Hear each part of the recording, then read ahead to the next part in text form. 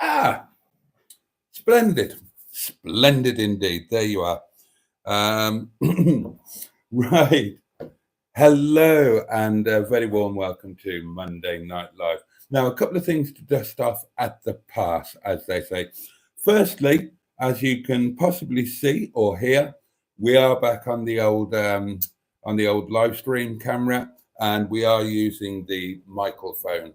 So I know you prefer the better camera and no external microphone. I prefer that too, but the neighbours are back off holiday, so we're being a jolly good neighbour again and trying not to get into trouble. And the other thing is, tonight you're going to have to bear with me, guys. I'm still far from far from entirely well.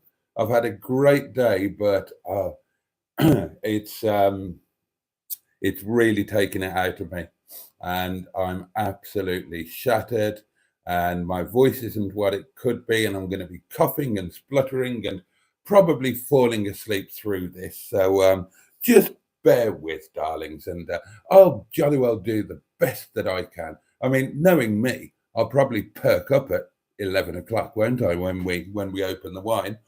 But there we are, there we are indeed. So back together again after the weekend. We won't count this afternoon's live. That's a different thing. That's me and Mustard having a bit of fun in the caravan, and we did have fun in the caravan today.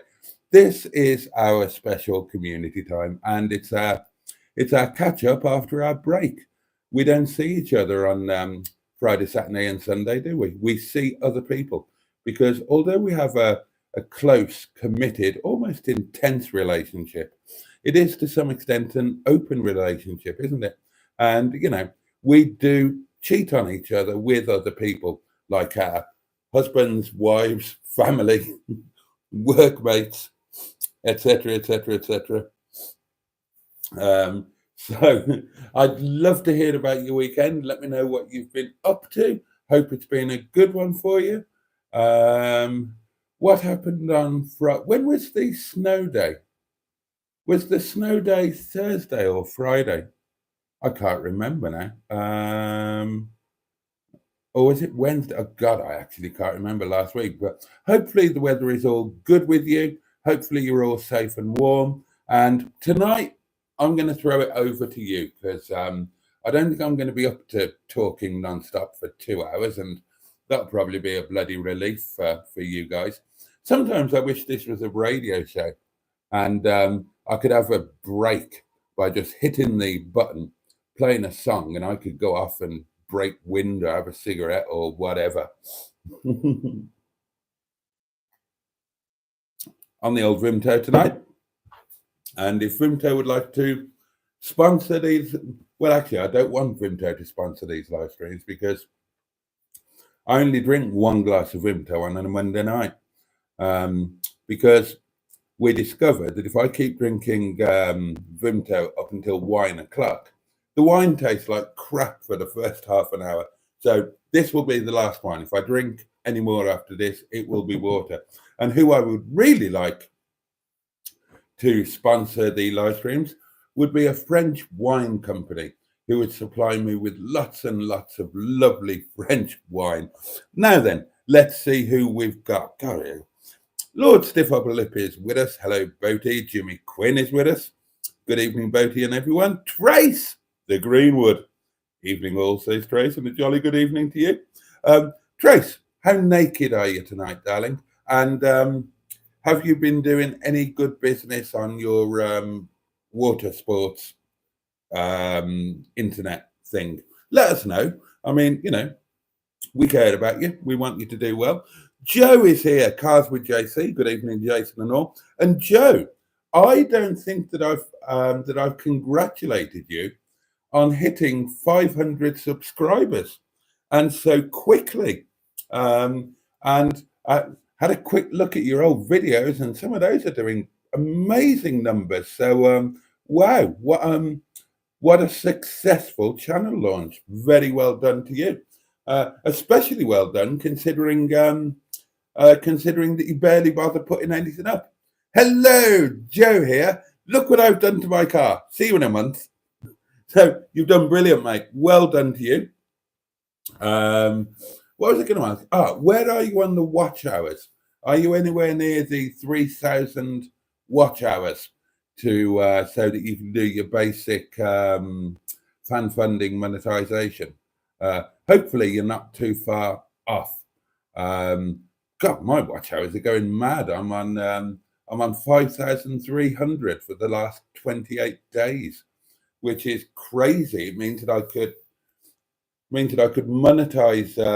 I could monetize a channel in 2 weeks at those figures. Absolutely daft.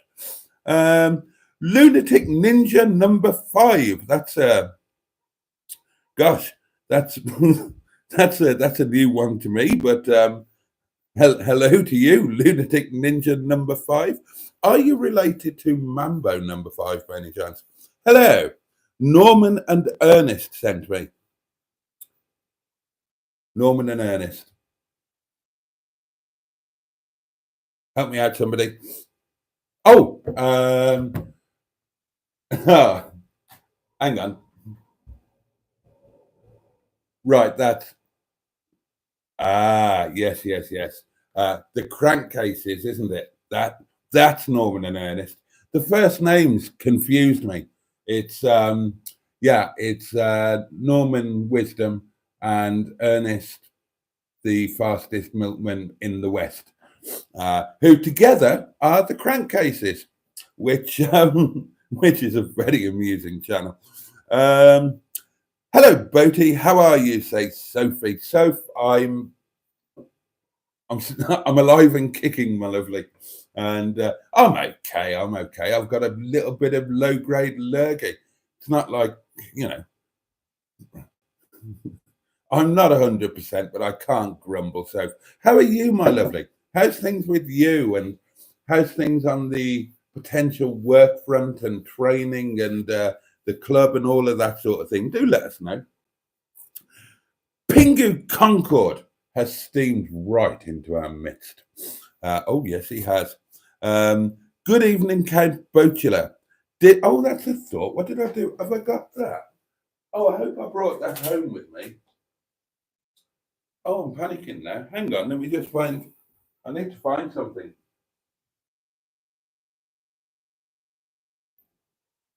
I shall be ever so peeved if I didn't bring this home. I brought some bits out of Brian.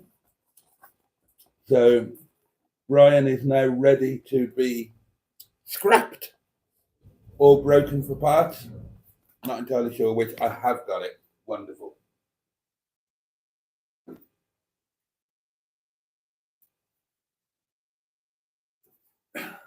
This is going to be a big feature on the channel, and it will feature heavily in tomorrow's daily diary. Allow me to introduce to you, my lovelies, the glove of self-love. Oh, yes, you're going to be seeing a lot of that tomorrow. Oh, you certainly are.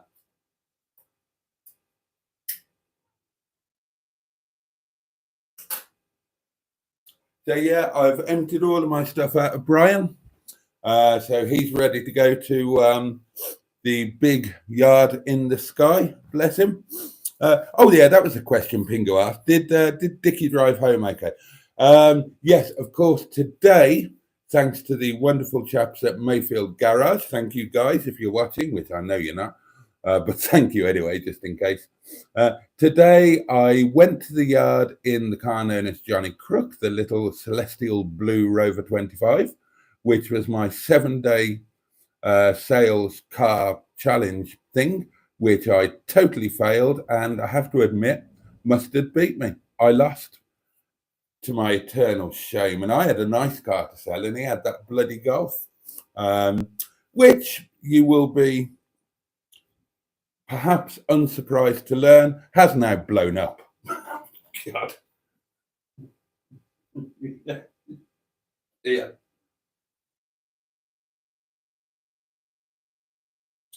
So, we send our deepest sympathies to the Golf and his new owner.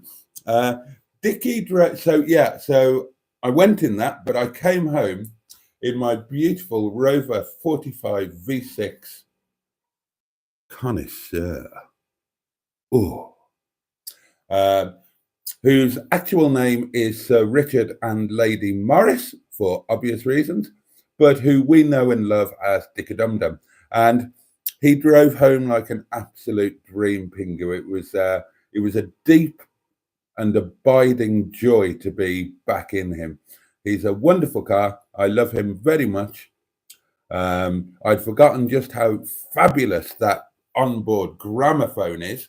What a thing of awe and wonderment that gramophone is. One of my favourite things in the world. And yeah, he just drove perfectly. He was a joy. He was a pleasure. His seat was heated. My bum was warmed. And in an unusual turn of events, that was my first wine burp, and I haven't even started on the wine as yet. So there you are. Let's catch up. Oh, God. Tricky chaps' words. Bollocks to it. Let's catch up with some comments. I don't care how they come out. You're just gonna have to take whatever I throw at you today, darlings. What was I talking about? Bear with. I was going to read some comments. Of course I was. And I will do exactly that now. Good evening, Boaty and all in chat, says Trisha. Good evening to you, Trisha, and indeed Paul, if he's watching. Lovely to have you here. W power for Boaty fuel, says Pingu. Trace says, still full of COVID, eh? I'm full of something, Trace. And you managed to seal yourself into a small space with mustard so that you could make sure your lurgy was well and truly shared. I think he gave it to me. But if he didn't, then yeah, he'll go, we share things. That's what friends do. Neil says he'd better hope it's long COVID, which he can't catch. Neil, aka the Gibbinator, aka the very nice man, aka the current reigning Boaty's World Community, the joint current leader of the Boaty's World Community Arm Wrestling Championship. I think he's joint, isn't he? I suppose he and Mustard are joint because I think they won one arm each, didn't they? So, yeah, I can't actually remember now. Anyway, the point is, Neil says, hello all. Hello, Neil. How are we today? What have we been up to? A jolly good question. Go to bed, old boy, and get some rest, says Lord Stiff Upper Lip. But then I'd miss you guys, and I probably wouldn't sleep anyway, and I'd miss out on wine o'clock. No, I'm going to tough it out. That's what I'm going to do. I'm just all coffee and spluttery and headachy and shaky, and it's no fun. My headache has finally gone, says Grace. My weekend was spent sleeping it off. Do you know, I would love to just go to bed for 48 hours. Get up to go to the loo, possibly. Get up and make some food now and then, but I would love to spend 48 hours just mostly in bed, dozing whenever I fancied it. Oh, God. That sounds fabulous now. Evening, Boaty, says Chris McGuire. Good evening to you. Good evening, Boaty, says Black Lions. Jolly good evening to you. Well done, Joe, and congratulations, says Soph. How naked? Asked Trace. Here we go. I've got a bra on, so they're not getting trapped between my knees, and a towel on the lower portions. The lower portions. God, that brings to mind, it's Victoria Wood, isn't it? No cautions, just contortions. Smeared an avocado on my lower portions. That's one of the best lyrics ever written, is that. No cautions, just contortions. Smeared an avocado on my lower portions. Let's do it. Let's do it tonight. Who doesn't love that? Well, thanks for that update, Trace. Yes, congratulations, Joe, adds Tracy. Are you going to be doing a video to rival Mustard's piss take? Asked Chris McGuire. I'm considering it. I'm considering it. We'll see what the legal outcome is after my legal people have been in touch with his channel. Now then, says Andrew Buttigieg. I've a spotty butty to us. Hello, Boaty and everyone. Thank you, Jason, says Joe. And big thanks to Cornish Car Collectors. He shared my video on his channel, and I gained a lot of subs and new viewers. Oh, good old Cornish Car Collectors. I've watched his videos. He seems like a jolly nice chap. I don't watch all of them, but I have seen some of them, and he comes across as a jolly good egg, if you want my opinion. I'm on about 560 watch hours, so nowhere near the 3,000. No, you'll get there, Joe. Hello, Mr. Boatster, says Stephanie. Good old Steph. And good evening, everyone. Greetings from Douglai. Douglai? Ah. Good evening to you, and indeed your other half, if he is also watching. Well done, Joe, says Neil. I'm glad your channel's moving onwards and upwards. Thank you, everyone, says Joe. More videos will be coming out regularly now I'm sorted with work and all that. Joe, whatever you do, don't film yourself at work. Do you guys remember the Sainsbury's bod who did that? Made videos. I can't remember if they were YouTube or Facebook or both. In the cab of his van saying, this job is brilliant. You should all do it. It's great. The customers are great. I earn really good money. Absolute. Sainsbury's are the best company to work for ever. And they sacked him for it. Absolutely brilliant. Don't forget to change the chat to all chat. Did it before I started, Trace. Professional. In it. Oh, and don't freeze your wine. I haven't even put my wine in yet. I've not yet. Have I? Let me check. No, the wine hasn't gone in yet. So somebody remind me to put the wine in at about 20 to 11.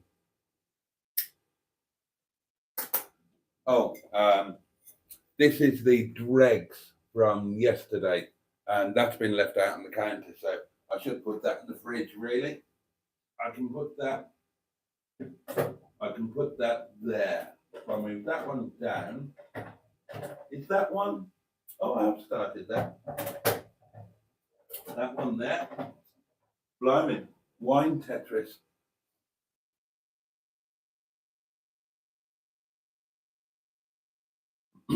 Welcome to my life where I shuffle 3 bottles of mostly finished wine.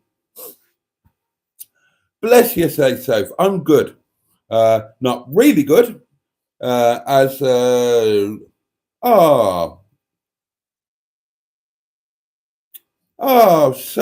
The job fell through. Sorry to hear that, but keep your chin up, lovely. Onwards and upwards. Hello. Carlos Fandango super wide wheels. Candles are wonky.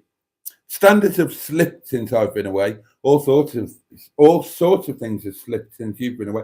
Carlos, seriously, really good to have you back with us, mate. I know you've been, well, you know, I know what you've been through. Oh gosh, what can you say? Obviously, great to have you back. Hope you're doing okay. Really do. The best thing to do, says Joe, is to keep uploading shorts as they get great views and get out there. I gained about 40 subscribers from one short as it got over 10k views. Oh, well done you. Won't help with your watch hours though, Joe, or won't help much. John Stoodley is here, the lovely John. Hey, chat, and hey, Boaty. Oh, God above.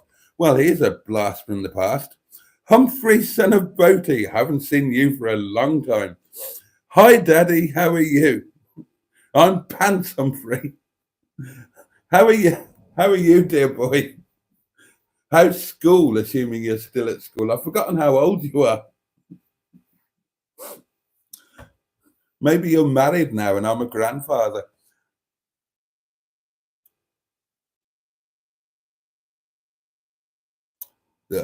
Soph, have you ever thought about doing any sort of work involved in care or something like that?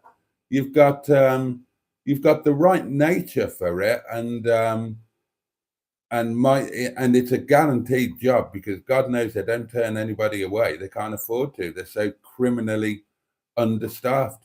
Now, it's the hardest job in the world. I know, I've done it. And it's criminally underpaid. I know, I've done it. But it is very worthwhile. And whilst it can be quite emotional, it can also be quite rewarding.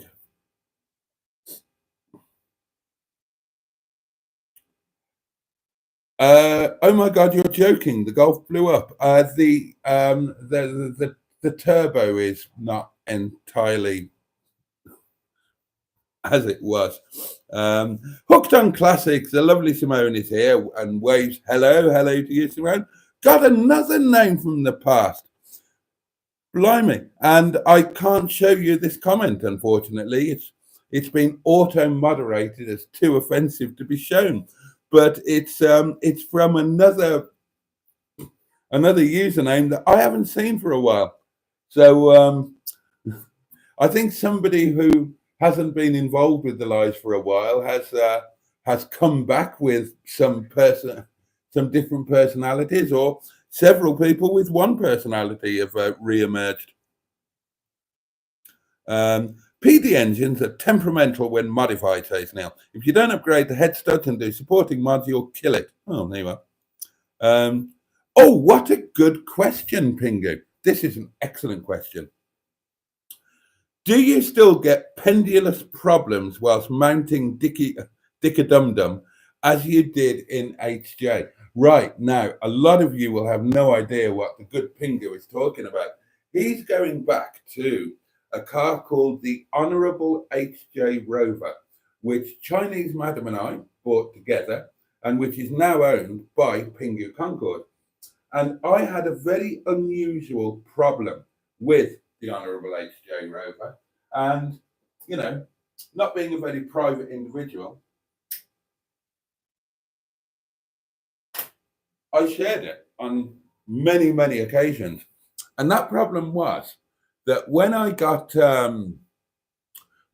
into the Honourable HJ Rover, more often than that, I compromised a testicle. And I apologise for the mention of testes, but there's no way around it.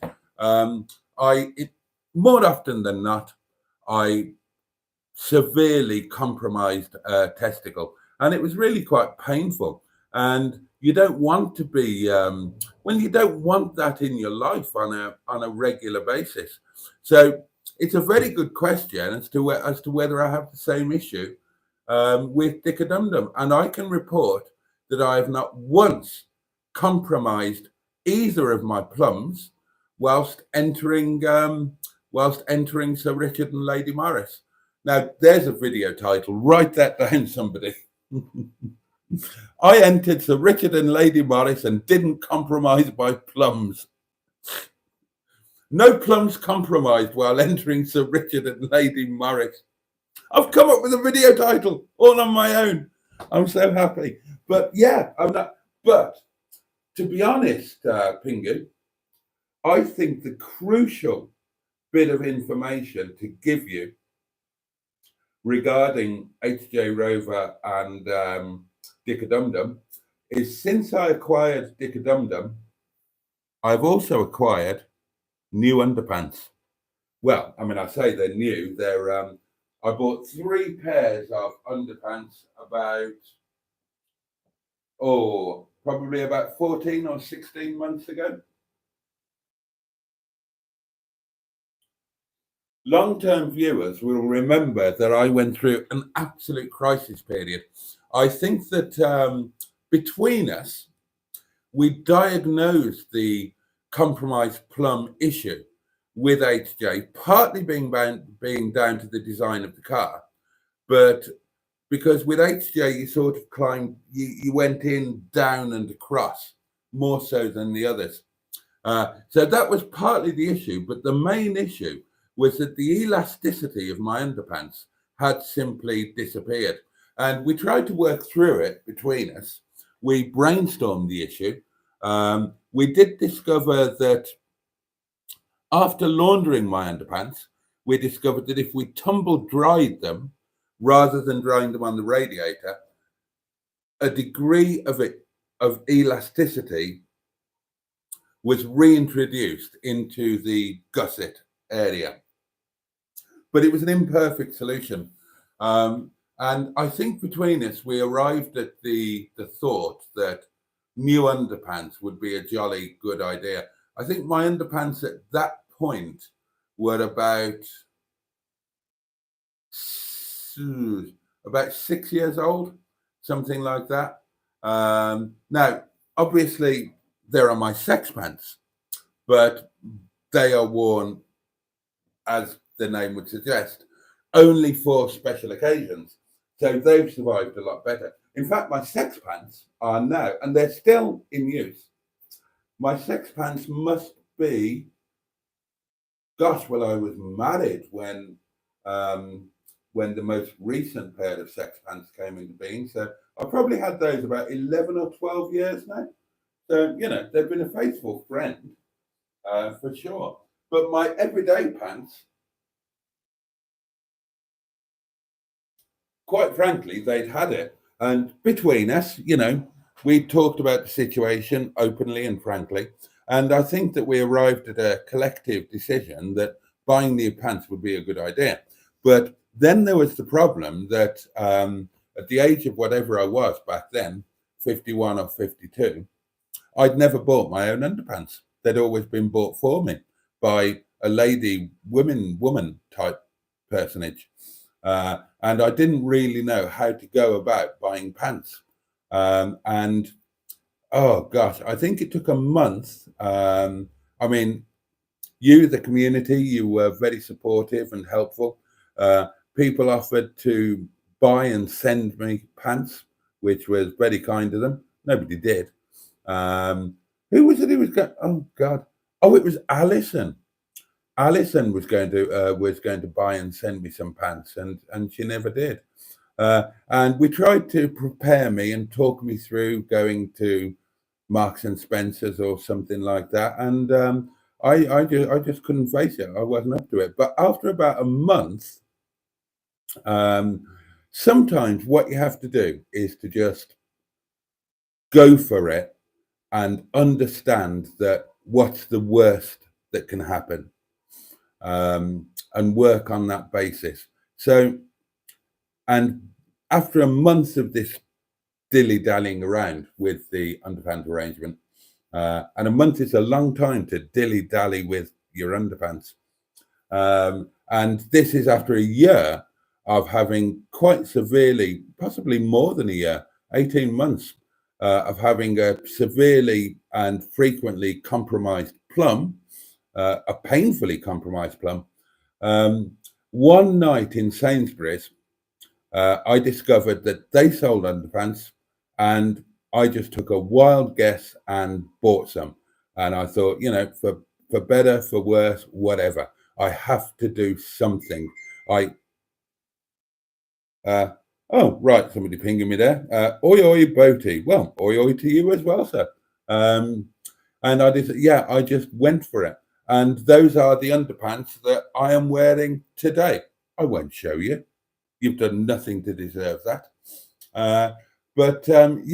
So that is a long answer to a short question. That no, Pingu, I'm not still getting pendulous problems whilst mounting Dicker Dum Dum, and I'm very grateful for it. Barry Scrotter is here. Hello all. Gosh, I'm out of sync with everything today. Haven't finished, mustn't Boaty do lunch? Hello, Boaty, I am back, says I can't remember what I started. Hubby, I called you, didn't I? Because I can't read your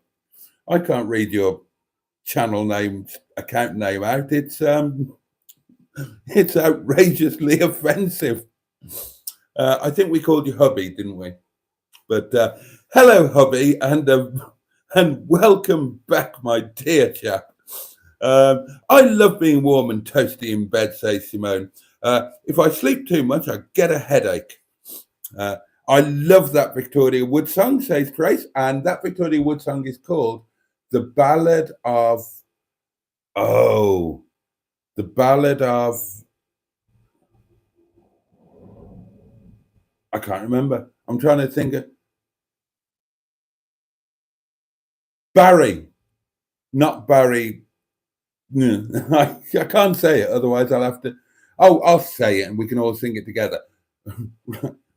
It was Barry, the ballad of Barry, but not Barry Shitpeas. 1, 2, 3. They call him Barry Shitpeas because he ships peas. Has to be done. It's the law.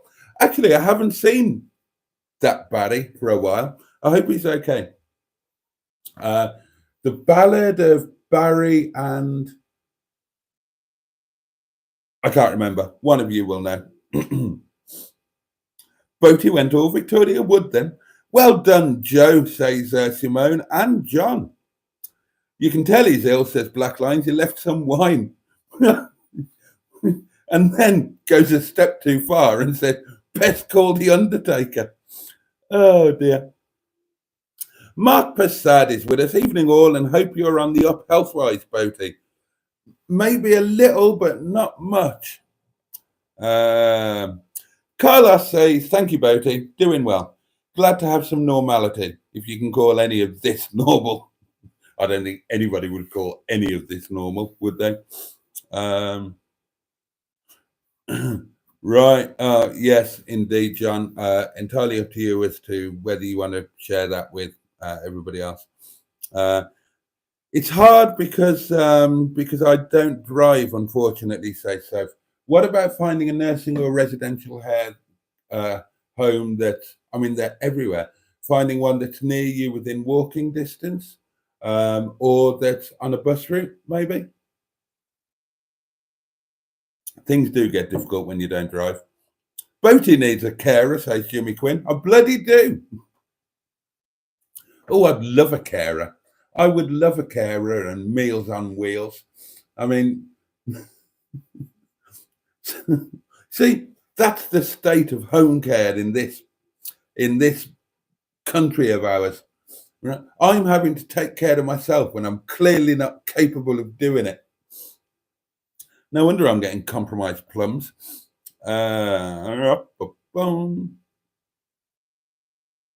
What goes on in our yard stays in the yard, says Barry. Quite right. Has Cheeseburger come back yet? Asks Black Lines.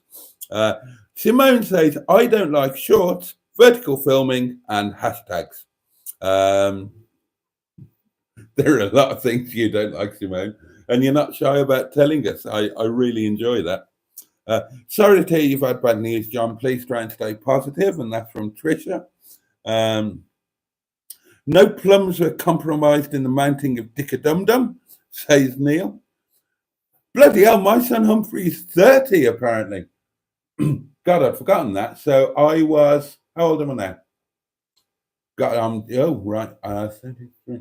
Oh, so I was 23. God, I'm trying to work out who your mother is, Humphrey.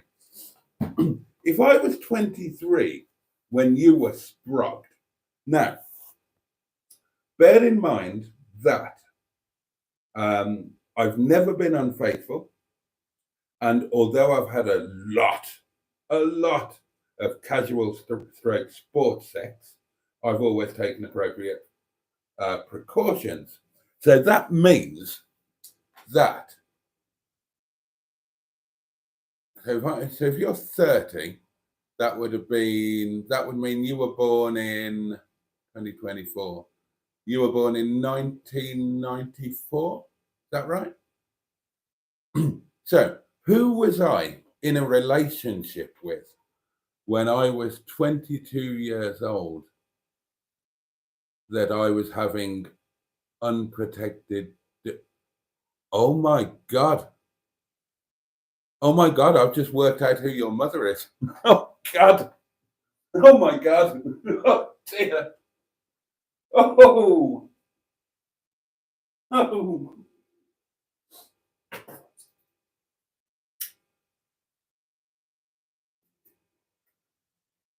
Well, say hello to your mum for me, Humphrey, and ask her if she fancies a game of Scrabble for old time's sake.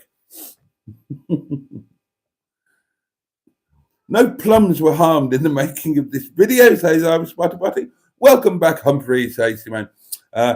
Steph says, no, Boaty. My other half said, have you any further info on this dogging video you promised you'd go to in the woodland? Name escapes me. The gay and bi evenings. We haven't forgotten. Well, the name of the woodland is Shillito Woods. Shillito. Shillito Woods. And it's not something I've investigated as yet, partly because I'm not up to any, I'm not well enough for that. I mean, I would imagine, I've no personal experience, but I would imagine that sort of activity is taxing enough when you're at full health. Never mind when you're full of lurgy. I'm going to finish this because it's going to be wine o'clock in a minute, isn't it? So let's have that.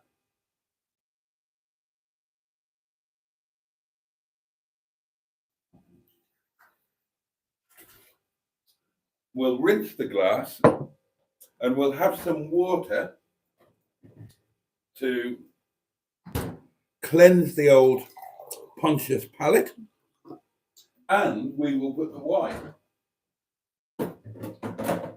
into the cuddy freezer, because before you know it, darlings, it's going to be wine o'clock. How exciting is that? And thank you, because I'm feeling like I'm feeling better than before I started the live stream, and that's down to you.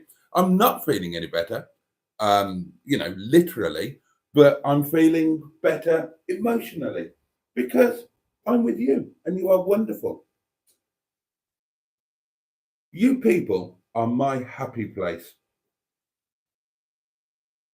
And you could say that that's me saying a nice thing and being appreciative and grateful to you and for you. Or you could argue that I am now making each and every one of you personally responsible for my continued happiness. Which would be quite a good idea when you think about it. Now then. Right, bottle of wine into the cuddy freezer. And that will come out at 11 o'clock. About 20 minutes is about the right time to chill it. Oh, that's what I was going to do tonight. I forgot about that. Right. Music competition. I'm going to give you the lyric from a song. All you have to do is give me the title of the song and the artist. Okay? Here goes. I'm not going to sing it.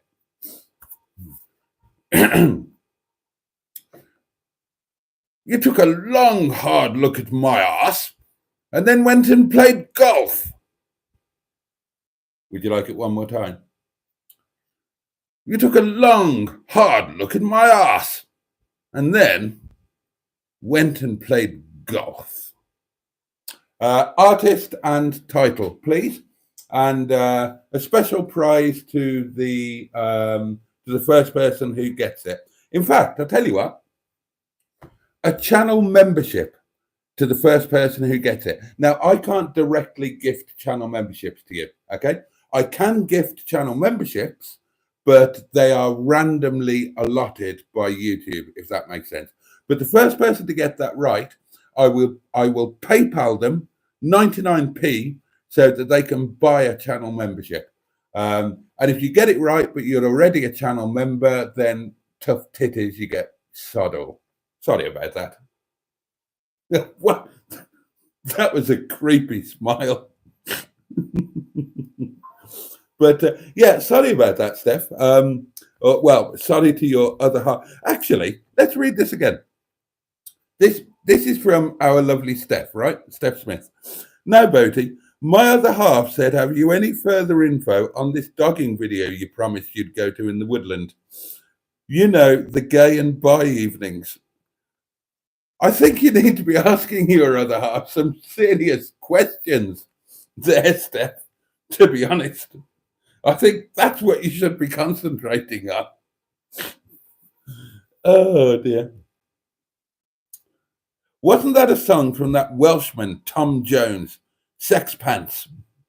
I think that might have been Sex Bomb over Spotty Botty.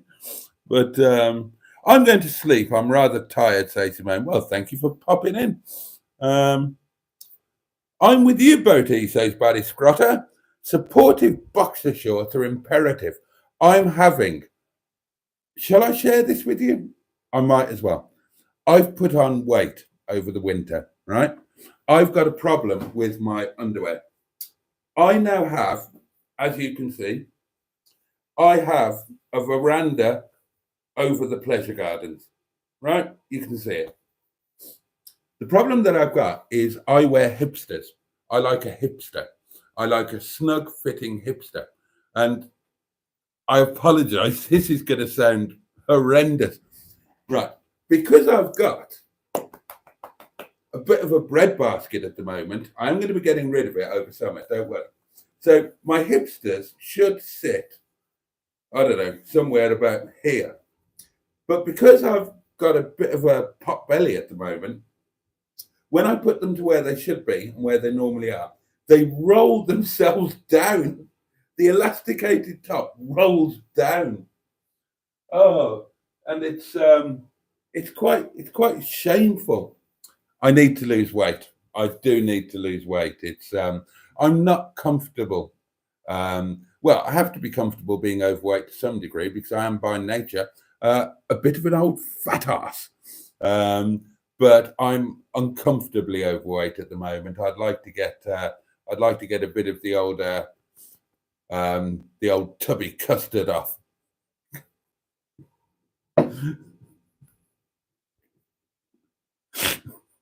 Sorry, I'm laughing because I just remembered that I once had a girlfriend who complained that her ex used to shout "tubby custard" at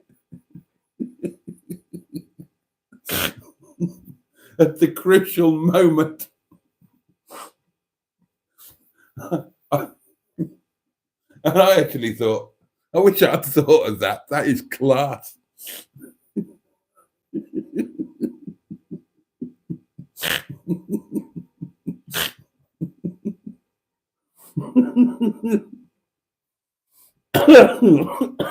Oh, don't make me cough.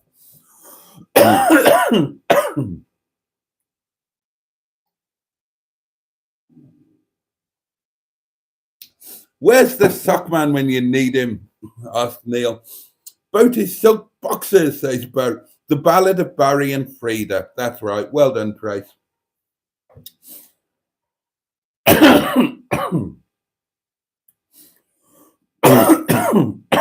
Excuse me.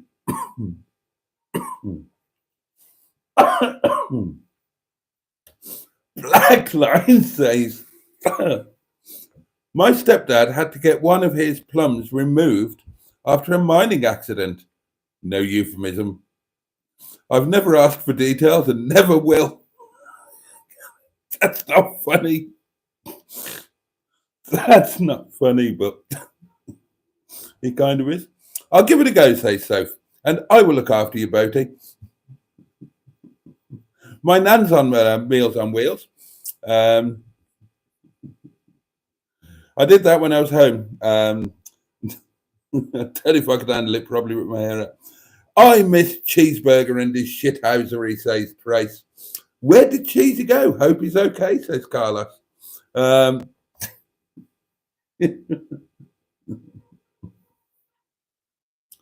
It was a cock-up, Boaty, says Jimmy Quinn.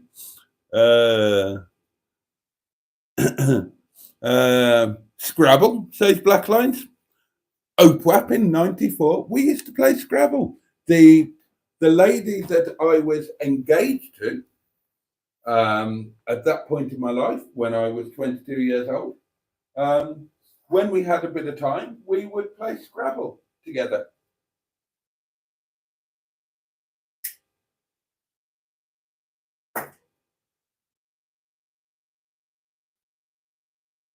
And then we would make hot, passionate love. And a son called Humphrey. And funnily enough, I did tell her that she very much wanted to have children. Oh, she did. And I said if I was having a son, I was calling him Humphrey. And well, she wasn't entirely pleased about that. But yeah, we used to play Scrabble. And no, it wasn't Oak She was, it was just a nice thing. You know, back then, Scrabble wasn't an old person's thing.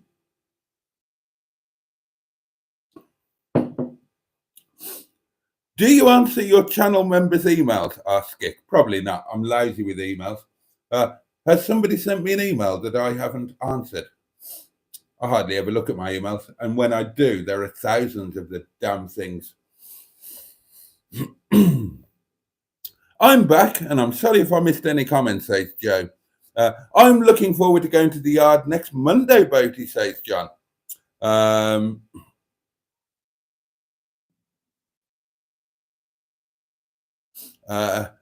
Yeah. That we have company at the yard next Monday. I'll be telling you all about that.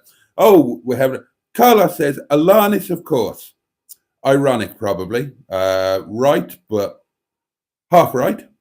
And then no, right through you. Got there eventually. Absolutely correct, Carlos. I will. Are you a channel member at the moment? If not, I will ping you 99 of the King's new pence, so you can become one.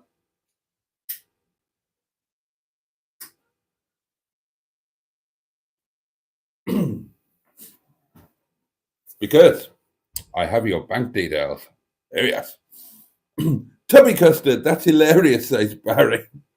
Mark also finds that amusing. Sophie is crying with laughing. Oh, right. Steph says, Justin hasn't the energy for all of this dogging nonsense. Sorry, I was just thinking that Justin would be quite an amusing name for a dogger. But being as we think so much of you, we want you to experience all that life has to offer. Bloody hell.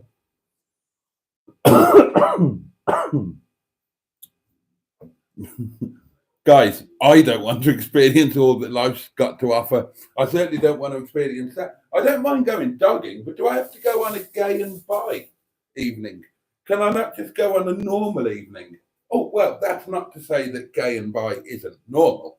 It's just not normal for me. For people who indulge in that sort of thing, it's perfectly normal. And I applaud them for it. I just don't want to watch them, and I certainly don't want to take part. Nothing. I've told you before. The best night of my life was in a gay pub and then a gay nightclub. God, I loved that. And I used to sing in gay clubs all the time. Loved it, and I loved the company. But that was a social thing, and I suppose dogging can be a social thing as well. I've no personal experience, but I don't fancy it. But I'm quite happy to go to Shillitoe Woods on your behalf. This is just something that I'm providing for you as a community perk. But can I just please go on a normal, non-gay night, just so there's no. I mean.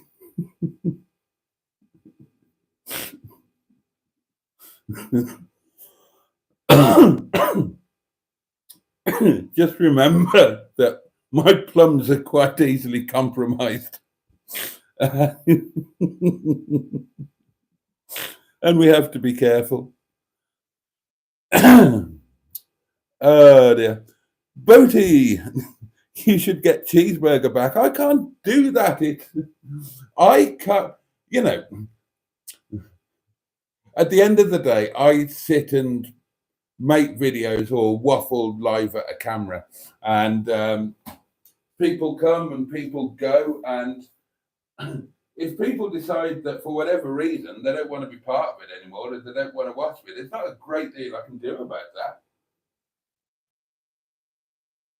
Whether I miss them or not, it's nobody has an absolute duty to bloody watch me, and if they choose not to, I can't. It'd be stalking if I when I'm. How dare you stop watching me? Come back immediately. I mean, any YouTuber will probably tell you that when they see the subscriber number go down, when they see an unsubscriber, you want to find out who it was. You want to march round to their house, bang on their door, and say, "Hey, what's all that about then? Come on, what have you got to say for yourself?" And that's exactly why YouTube don't let you see who it is that has unsubscribed to you, because they obviously don't think it's a good idea that we go around and knock on their doors at 4 o'clock on Christmas morning. Hey, I've just woken up for a pee and you've unsubscribed to my channel. I'm not leaving your doorstep until you explain yourself. Boaty, says Barry, you are lucky you don't include puddings in your daily diary meals. Otherwise, you know how I would comment on every one of them. I don't eat puddings, Barry. I don't have a sweet tooth. I don't eat them. I can't make them. I've never made them, and I've never eaten them. Not something that I do. Trace says there wasn't much on the internet in 1994 and only 4 channels on TV. Scrabble was a height of excitement back then. Well, we did other things as well. Game of Life or Go for Broke were the kings of board games at our house. Oh, and Frustration, says Blackline. I loved Frustration. God, I loved it when I was a kid, and I made all of my kids play it as well. And one of the things now it's been mentioned that I miss living on my own is I've got nobody to play Frustration with. I love Frustration.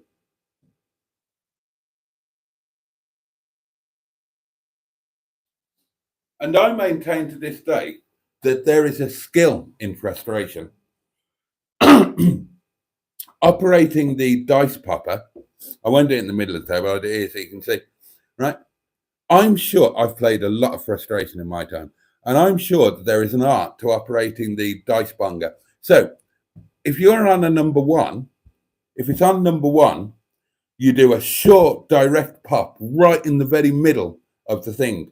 So hoping that the dice will just do a complete inversion, the die, because dice is plural. If there's only 1, it's a die, not dice. So you hope that do it in the middle with a quick direct press, and 1 will often turn directly to 6, because if you're not aware, then the opposite faces of a die always add up to 7. So the opposite of 1 is 6. Whereas if you've got if you've got a 2, then you would edge to the appropriate side of the, or maybe I'm just talking nonsense, but I always did that. I used to take Frustration very, very seriously. And when I was playing with my kids, I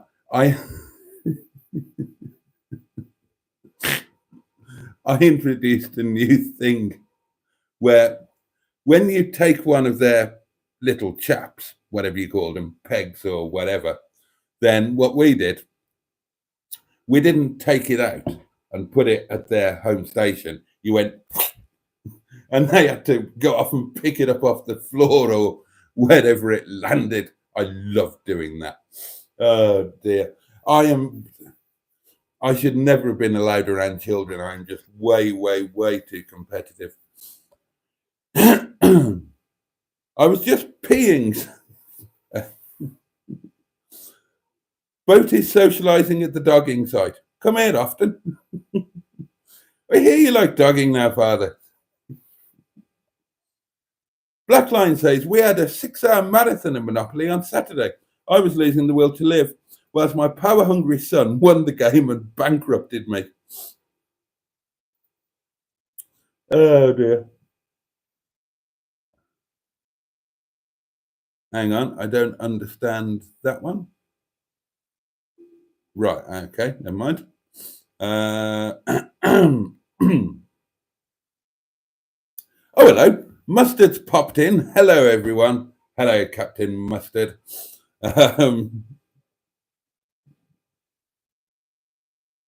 Diddly-doo. No, Jimmy, that would be hideously, hideously inappropriate. like I say, that would be that would be that would be intrusive and stalking. I haven't got the right to do that. If somebody decides not to watch me anymore, then that's that.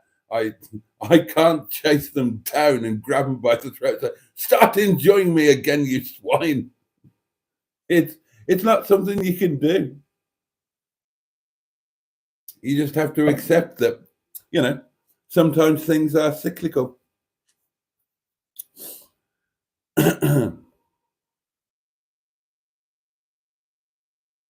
Oh, and Joe's looking forward to the yard day with John as well. Yeah. So for those who don't know, which is probably all of you apart from John and Joe, John and Joe are coming up for a day at the yard a week today. So that's next Monday. So that's something to look forward to, isn't it? In it, in it.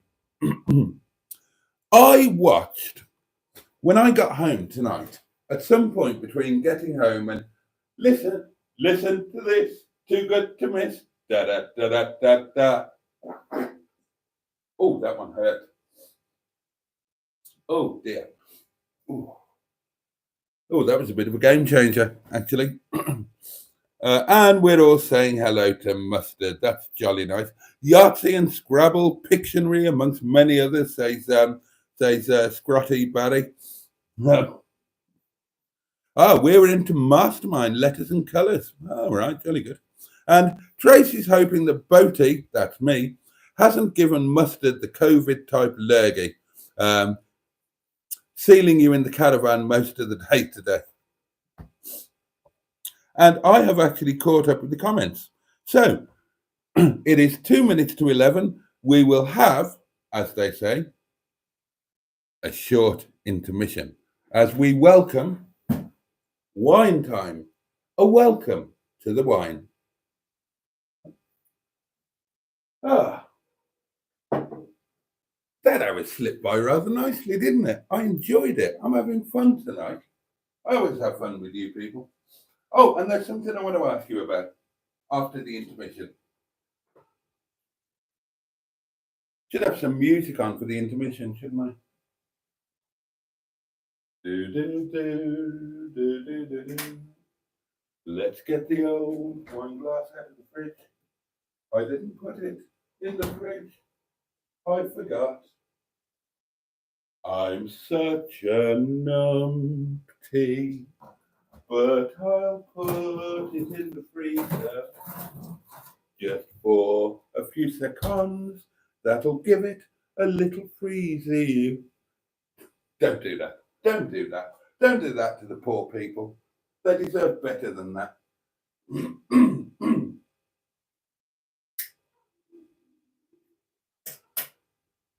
Oh, I will give you some lunch news, darlings. Lunch today I was double whammied by Mustard. He screwed me over today. In fairness, I did try and screw him over too. I said to him as we were trampling around the yard was nice to begin with. It was a lovely spring-like morning. And when I got to the yard, there was sunshine, and in the sun, it was quite warm. But then as we moved into the afternoon, it quickly became really quite chilly. But I said to Mustard, whose turn is it for lunch? And he said, yours. I said, yes, I thought it was, but I thought I'd ask just in case. He said, just in case you could get away with it, you mean? I said, yeah, that is exactly what I meant. So I did try to do him, not in a biblical sense, you understand?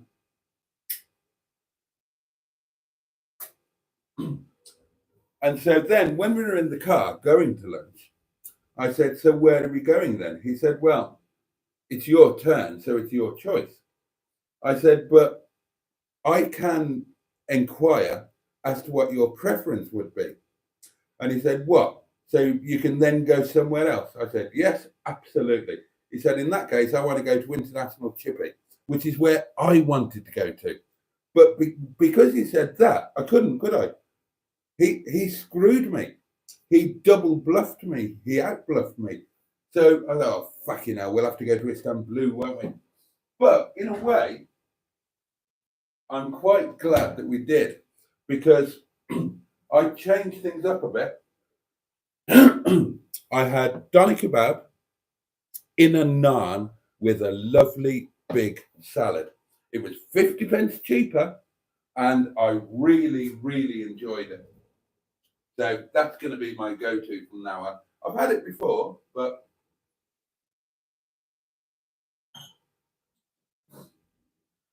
I kind of moved away from it. And so that's what I had. Must have just had his normal crap curry. Don't know what he's eating it.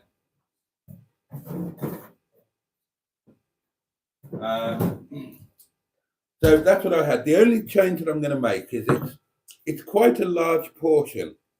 Oh, matron. And rather than struggling to eat all of it, I should save 2 or 3 mouthfuls of kebab meat and naan with maybe a little bit of salad. I should save a little tiny bit, bring it home so I can eat it at about 8:30.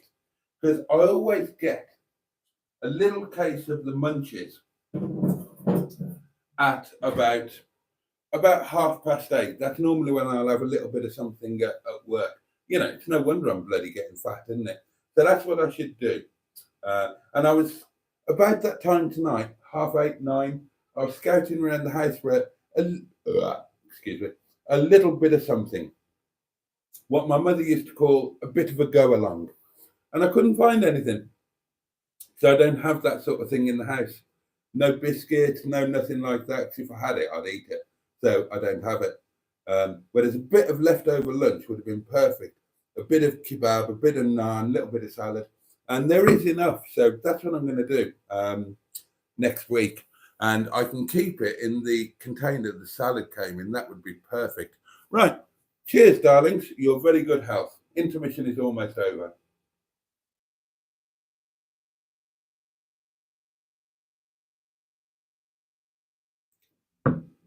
Oh, I've got a car quiz for you.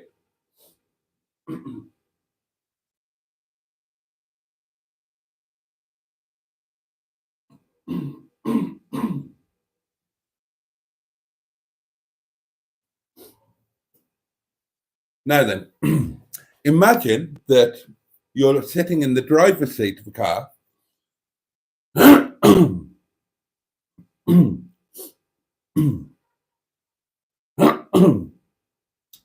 You're looking down at the pedal box area, and you see that to the side of the pedals, there is a metal round switch.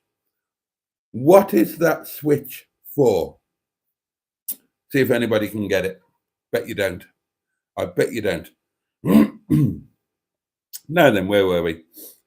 Oh, and John's looking forward to meeting Joe. Of course, you've not met you two, have you? Oh, that'll be lovely. A short emission. Intermission, not emission.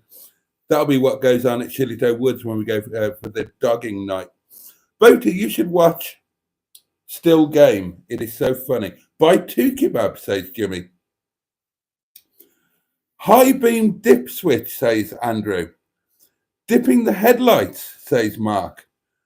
Jimmy Quinn says dip lights. Oh, and Barry Scrotter has got it. I was being a little bit cheeky there. I knew that you would all say dim dip headlights. So what I was going to say when enough of you had said dim dip headlights, I was going to say, by the way, the car in question is a Mercedes. And but Barry has got it. Wiper jets. A 1970s Mercedes, or well, maybe not just 1970s, but an old Merc. The wiper jets are operated by a floor foot switch, and I found that out the first time I took a customer for a test drive in one. I was driving, and the wiper jets were operating, and I said, "Oh gosh, turning the wipers on. Don't worry about this. It's obviously an electrical glitch. Obviously, I would get that sorted." Until I actually moved my foot, and they stopped.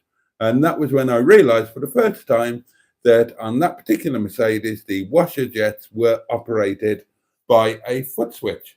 Although, in fairness, Many cars, in fact, the majority of period cars had a foot operated dim switch for the main beam, excuse me, for the main beam dipped headlight shenanigan thing.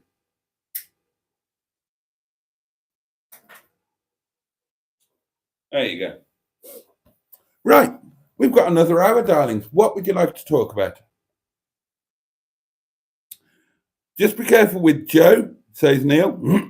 He has a wandering hand on your leg. And so says, I loved it when we had a drink at the Premier Inn, Boaty. Me and you and Neil made my night. It was fun. Carlos says, my old 230.6 Merc had that. It was a great feature. Right. There we are. So what would you like to talk about this hour? I'll tell you what I'm excited about at the moment. I am excited about, at some point after St. David's Day, I'm planning to have a 3-day, 2-night trip home to South Wales. Do it properly and film and share as much of my home and my memories and my heart with you guys. So if you've got any suggestions for what you would particularly like to see with that, or you just like to think about planning it with me and getting excited about it and anticipating it with me, or wondering which car I should go in, any of that sort of thing, feel free. I'm really excited about it. And when Brian goes for scrap, then the money from Brian, that's going to pay for that. So that Brian, as he comes to the end of his useful life, gives me a wonderful present, which, you know, considering I've scrapped him, I'm scrapping him, I probably don't deserve. But I don't think he wants to. I think he's had enough of being in the yard and enough of being broken. He's a very proud card, is Brian, and I think he would prefer to end it like a man and to give his part to others, so that others could live on. I think he's happy. He's had his time. He was struggling from birth, being a facelift. So he was always going to have a difficult life. And he's done very well considering. And it's nice that in the end of his life, he achieved a tiny little modicum of YouTube and social media fame and awareness. And I think he would be very glad. He would be very glad if the money from his bits and doings went to send me home for well, I would go on a Monday morning. I would stay over somewhere in the area Monday night and Tuesday night, maybe the same place, maybe 2 different places, and then I'd come back on Wednesday and go to work, so that I only missed 1 night of work. And hopefully I would be meeting up with the lovely Sean at some point as well. I'd also like to I'd love to meet up with Mike, Classic Wheels Wales, and it would be the absolute highlight of my YouTube career if I could meet and if I could film with the one, the only, the legend that is, whisper the name, Dan's Bangers. That would be a highlight that I could probably never beat. But my God, what a thing for the channel. To the best of my knowledge, Dan has never done a collaboration with any other YouTuber. So what an honor that would be for me. I've got no idea if he would be willing to do it, but I would be cheeky and I would ask. He does kind of know who I am, but whether he would be willing to actually collab, get me knowing all of the funky modern. Oh, got a bit of a thing going on. I've got a bit of an ass swinging thing going. I'm getting that ass moving. Yeah, baby. Well, if he watches that, he certainly won't be doing a collab with me, will he?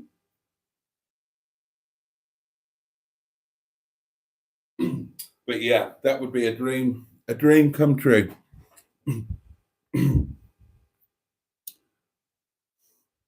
Boaty and Dan's Bangers do evening drinkies. Oh, that would just be magical. Magical.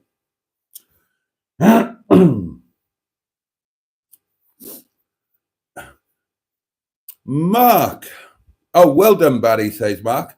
And Barry says, Mark, I only got it because my Mark 1 Fiesta Popular had a similar thing, but it wasn't electric. Did it? I didn't know that. It's my birthday on St. David's Day, says Jimmy. Jimmy, what a fabulous thing. Just for info, says Mark Passad, is doing up the flat above the restaurant on hold. We're still in the situation where the landlord is delighted for us to have it. We want it, but there's still the paperwork is still being sorted for transferring the deeds from the from Naz's, who's now passed away, from being in Naz's name to being in the son's name. It's excuse me. It's empty. The last time I checked, it is no longer being advertised by the letting agent. And as far as I'm aware, then at some point, we will be in there. I've got quite a lot of interest in it. I've reached out to some companies, thanks to some fabulous customers of ours. And they've said, yeah, we would absolutely use it.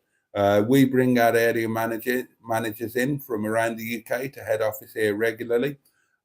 We use the Premier Inn at the moment.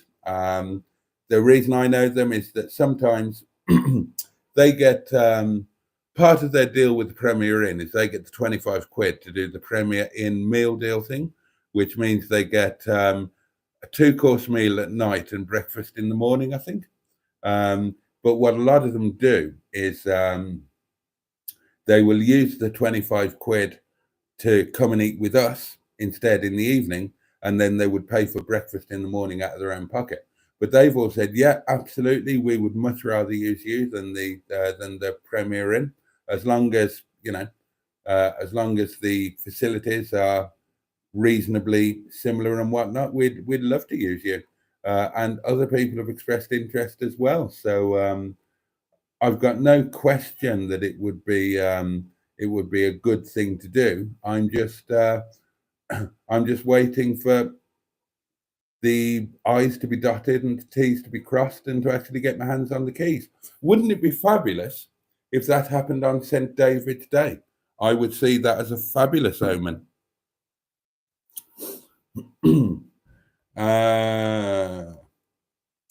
Is Mustard buying the Volvo? Asked Skip.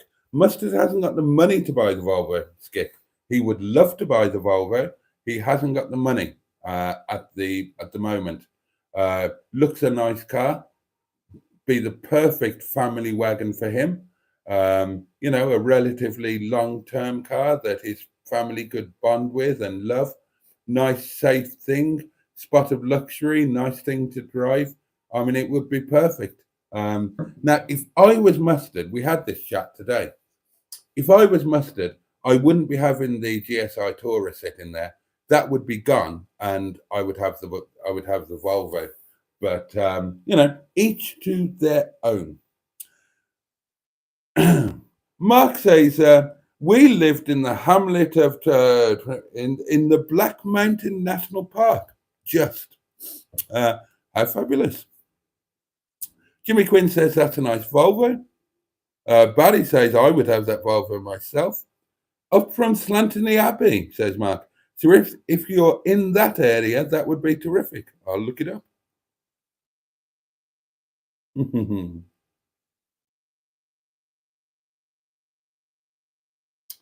Oh, Frank G underscore oh 05 is with us. Good evening to you.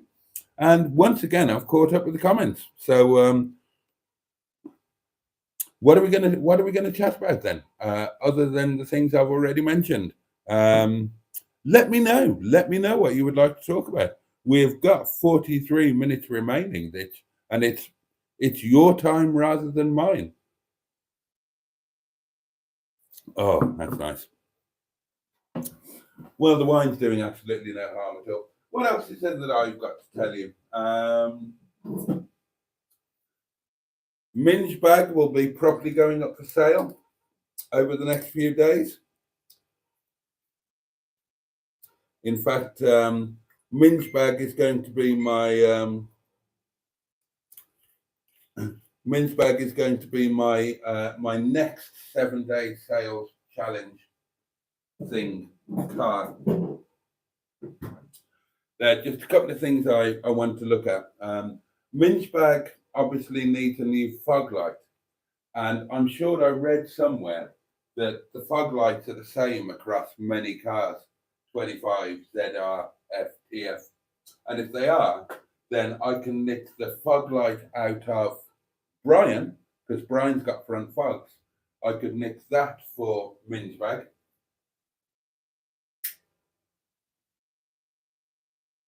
But Minge bag is going to be a fabulous car for somebody.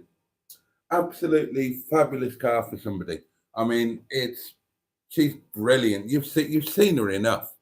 You've seen her enough. She's super. I mean, not perfect by any manner of means, but bear in mind this is a car that's had 5,000 quid or 6,000 quid thrown at it very recently. It's got a sensational history file. What a lovely car! Sounds amazing, drives amazing.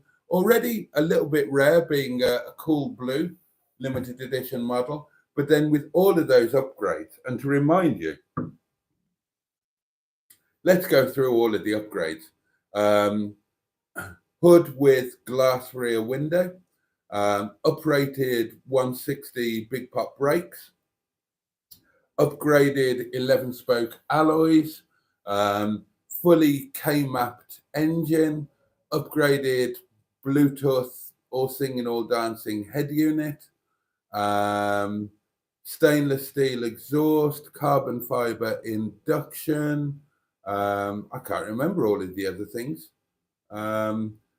The alloy knobs, all of that shenanigans, LED lights, fabulous, fabulous car. And for what she is, she's going to be going relatively cheaply. I don't think you're going to find a better one with that. Well, you won't find one with that spec for the same money.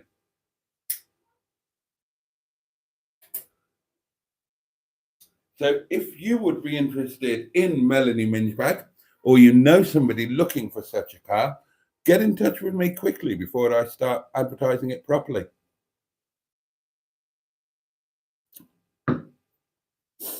Where did I get to? I had a nice drive down to Todmorden the other day, says Frank, and drove past PNHQ. Oh, there we are. There are some really nice roads around there, says Frank. There are indeed. Here's a good question from Trace for everybody to discuss. What is everyone doing for Pancake Day and Valentine's Self-Love Day?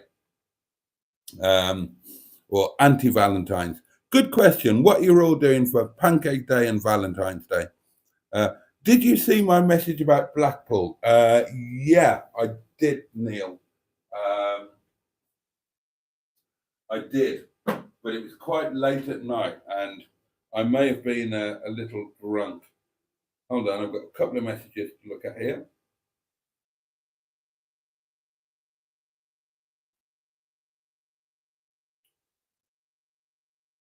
Oh, bless him. Oh, John, I'm sorry to hear that, mate. Dear, oh dear. Where is that? Let's have a look at them.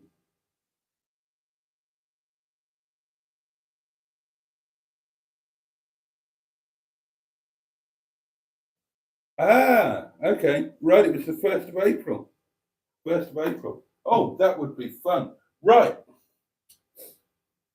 Who would be up for a Blackpool Pleasure Beach roller coaster type community meetup on the 1st of April on a Monday? Me. Yeah, I'm totally up for that. Could still be a bit cold in April, but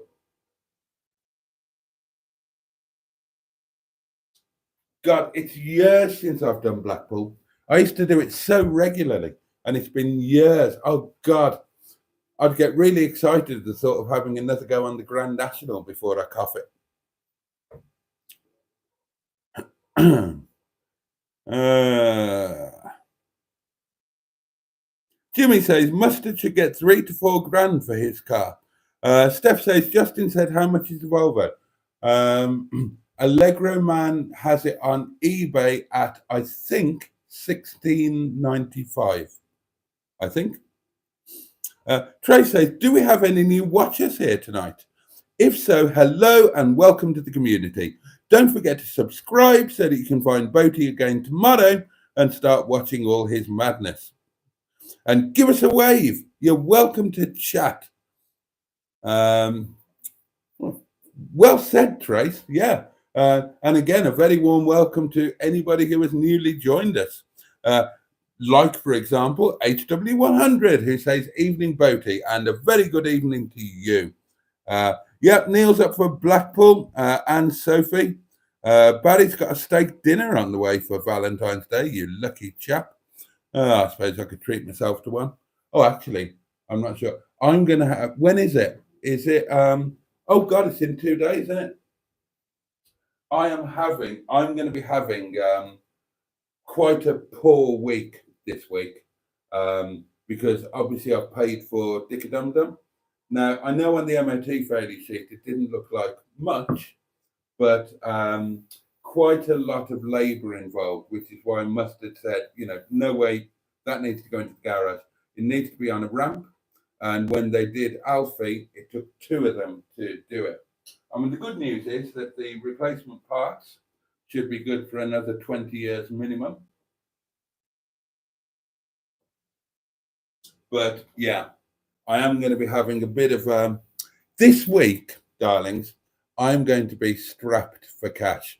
And unfortunately, that doesn't mean that I'm going to have my pert buttocks beaten with a leather belt in exchange for money, which, quite frankly, I would probably be up for, given how poor I am at the moment. Now, I'm going to be a bit skint this week, so maybe I won't be buying myself a steak for Valentine's Day. I could always shoplift one, I suppose. Joke. Oh, do we know how Karen is? Barry's wife. I know she was waiting for more tests. Right, Trace. Barry commented lunchtime on the this afternoon's live, rather, and obviously the time difference. They were heading to the hospital that day, and I said, well, fingers crossed, everything, all of that, and if you want to share, then share. If you need to keep it private, keep it private. Whatever you guys need to do. So, still sending out all the love in the world and all the positive vibes and all of that. And if Buddy wants to share, no doubt he will do. Well, I had to ask about new members, etc., because there were over 40 viewers at the moment, says Trace.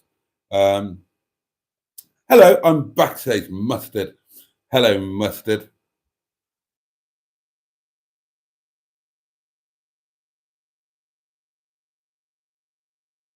Right, there we are.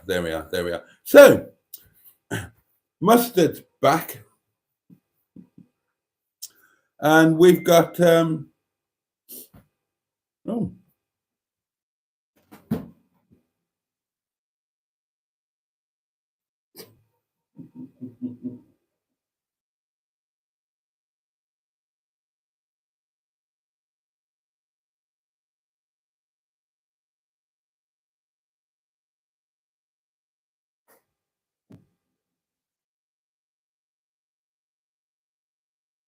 Oh, Neil. Oh, bless you. Oh, Neil, you're an absolute legend. That's really sweet. Oh, thank you. Oh, oh, that's lovely. Neil's just bought me a very expensive steak for Valentine's Day. Neil, should I brace myself? Oh no, seriously, mate. Thank you ever so much. That's really, really kind. Oh, bless him. Well, there you go then. On Valentine's Day, I'll do a Boaty lunch daily diary, and we'll cook a nice steak. I'll show you how to make a cheaty, boozy, fiery peppercorn sauce, and we'll have. Oh, what should we have the steak with? Chips are a bit boring, aren't they? How about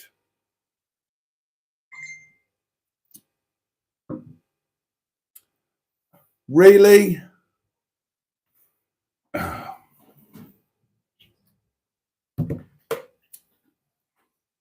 I've just received a message from Captain Mustard.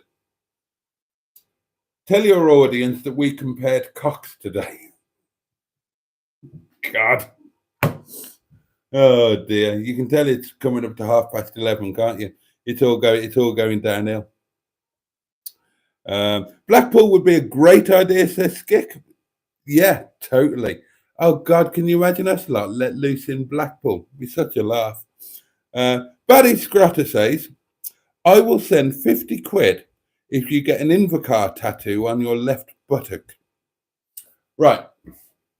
The problem with that, Barry, is I've never had a tattoo and I don't know how much it costs to get a tattoo. But I'm imagining that getting, I imagine that a tattoo of an Invocar on my left buttock would cost me 50 quid or more, in which case I'd be doing it for nothing. Now, if you're paying for the tattoo and giving me 50 quid extra, then you're on. You're on. I mean, if I was going to have a tattoo, then the buttock would be the area because, as I understand it, the more fleshy the area where the tattoo is tattooed, the less painful it is. I understand that the most painful is when it's like somewhere bony. So, the arse cheek would be the least painful option. So I would gladly have an Invocar tattooed on my arse for 50 quid, as long as it was paid for and the 50 quid was clear profit. In fact, and I'll throw this open to you or any companies that happen to be watching this, I'm happy to declare both of my buttocks, easty and westy, or lefty and righty, if you prefer. I'm happy to declare those an open house advertising board. So if any of you would like your brand or something of your choice tattooed on my buttocks, then I'm poor, so I'm up for it. I'll work out some proper rates according to sizes and whatnot. Hello, Mr. Boaty, sir, says Dan Peters. I join you from a horrible, miserable Bedfordshire. Hope you're well and very, very happy to join this live. I'm not brilliant, Dan. I've been a lot better, but I'm here. I'm alive and kicking, and thank you for being with us. And I'm sorry that Bedfordshire is horrible and miserable. I presume you're talking about the weather rather than just living there generally. HT100 says, I've been binge watching, trying to catch up since subscribing. But bloody hell, good luck with that. Good luck with that. I'm quite a prolific uploader.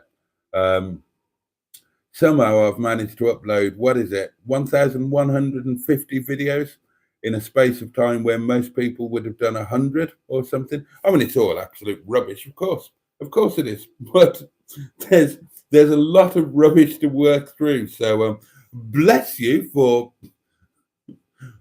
your masochistic efforts. And jolly good luck. Oh, deal, says Buddy Scrather. Right, you're on. I was editing a Blackpool video today, says Grace, from about a year ago. I needed to do it so I can move on to more recent and much better quality ones. HW100, says Grace. Hope you're enjoying. I mostly like all of the non-car stuff of Boaty's. Oh, and yeah, well, Sophie says, well, I'm off, everyone. I have to get up at 7 o'clock as I've got my course, and I'm also knackered. So all my love, everyone, and good night. And all of our love to you, Sophie, and we wish you a safe and indeed peaceful night. A cock-off, says Ivor Spotty Botty. Well, we all know who won that. Why weren't we allowed in on this? Says Trace, compared. Oh, in Blackpool you can get a tattoo for £1.50, says Neil. And Mustard asks, is that how people get covered in tattoos? Wrong, says Neil. Tattoos hurt the most in fleshy areas.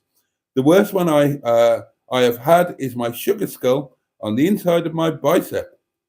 Oh, and Ivor says, and what about the secret video that was mentioned in the lunch live stream? Well, I can tell you, I can confirm that the secret video is a real thing.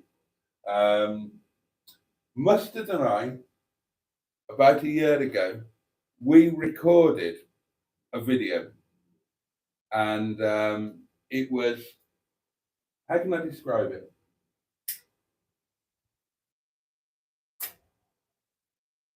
It was nothing to do with our channels. It wasn't a lunch video or anything like that. It was an entirely different sort of thing. And basically, we didn't dare upload it. So we put it on the Mustard and Boaty Do Cars channel, but kept it private so that nobody could see it. And, you know, maybe, just maybe, the time has come where we should make it public. Maybe. But it is a very real thing. We filmed it on location. And it's actually quite touching in a way. And I think after you've seen it, you will look at me and Mustard in quite a different light if you see it. That's if we decide to share it with you. But it is a real thing. It is uploaded to the Mustard and Boaty Do Cars channel, but it is not visible to the public yet. Mustard, we should do more of those. We should do more of those, actually. We should look into it. That should be a thing this year. Let's talk about that.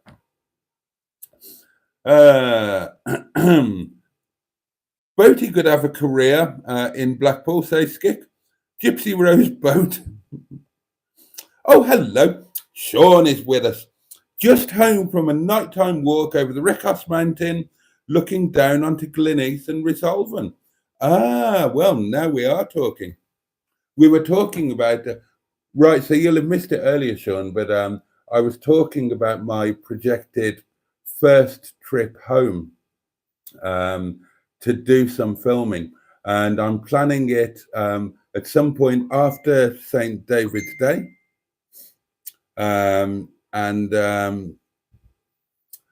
It would be 2 nights and like 2.5 days. So I'd set off on Monday morning, stay the Monday and the Tuesday night, and kind of head back at Wednesday lunchtime. So I'd only be missing 1 night at the restaurant. I've got cover.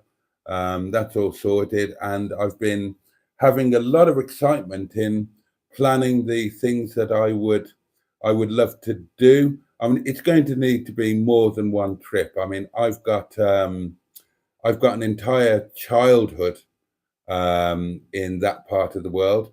I've got all of my heritage and my family histories in that part of the world. And part of my adult life is in that part of the world as well, because uh, there was a point in my adult life when I bought the family home, the family home in Gleneath, in Winegron, to be specific, Sean, if you know it. I don't know if you know Gleneath at all. And we used it when I was married and the children were younger. We used it as a weekend and holiday place, and so I've got memories all around, and I'm just so excited to do that. And again, thank you for the inspiration for that. It's watching you doing what you've done so bravely that has really, I've been talking about this since I started the channel, to be honest, and I've never done it. There've always just been easier options, and I've kind of been annoyed that I've not done it. And it's definitely going to happen, and there will probably be multiple trips this year, because I need what is effectively the biggest part of my life. I need that to be part of my life again. I've reached that time of life where I need to move back to the past. I've had a wonderful life. I've lived in 4 different continents and various countries within those continents. But home is home, and Hirais is a very real thing, and I'm just so excited to do it.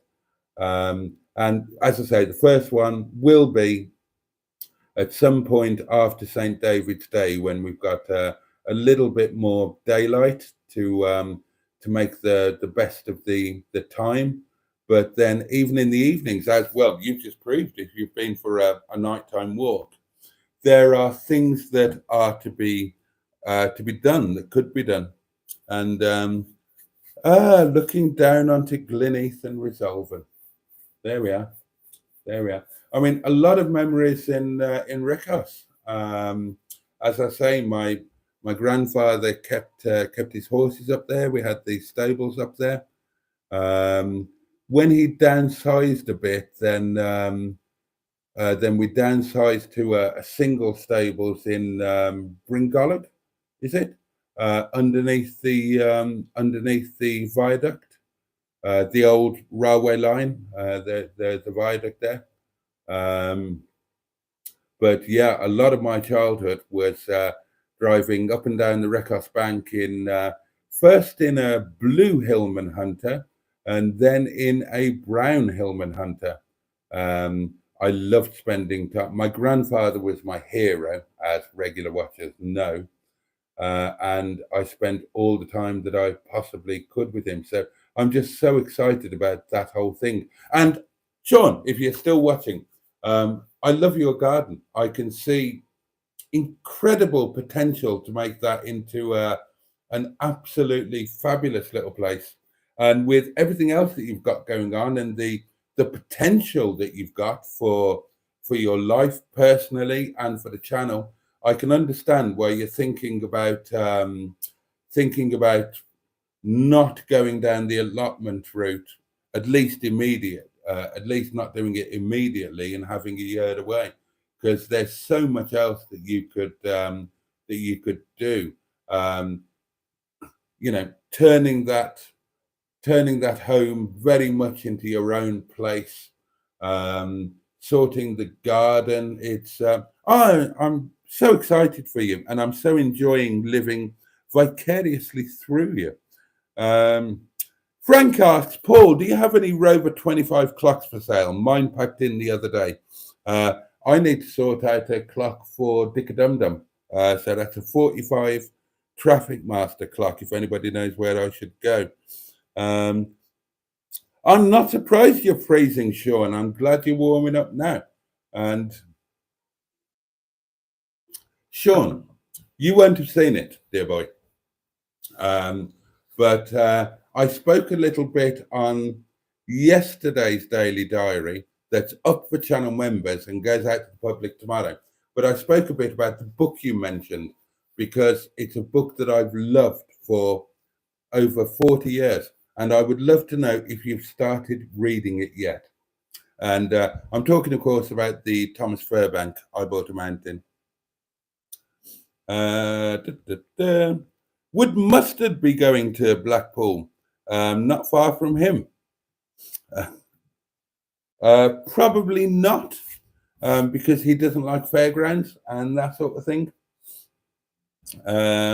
You do seem to have led an interesting life, says HW100, and I enjoy your stories. Well, that's very kind. I guess I have led a little bit of an interesting life. Of course, I've got new people watching now who possibly, I mean, most of my viewers are already bored senseless with my life because they know it all. But for new members, I mean, a very quick synopsis of the things that I've done would be, oh God, how do we put this into a nutshell? Well, I mean, I was born at a very early age. But in terms of, okay, so in terms of stuff after being born, my childhood and adolescence was dedicated to my sport. I became, at the earliest opportunity, I became a professional athlete. I happened to be rather good. My career ended very prematurely through injury. Then for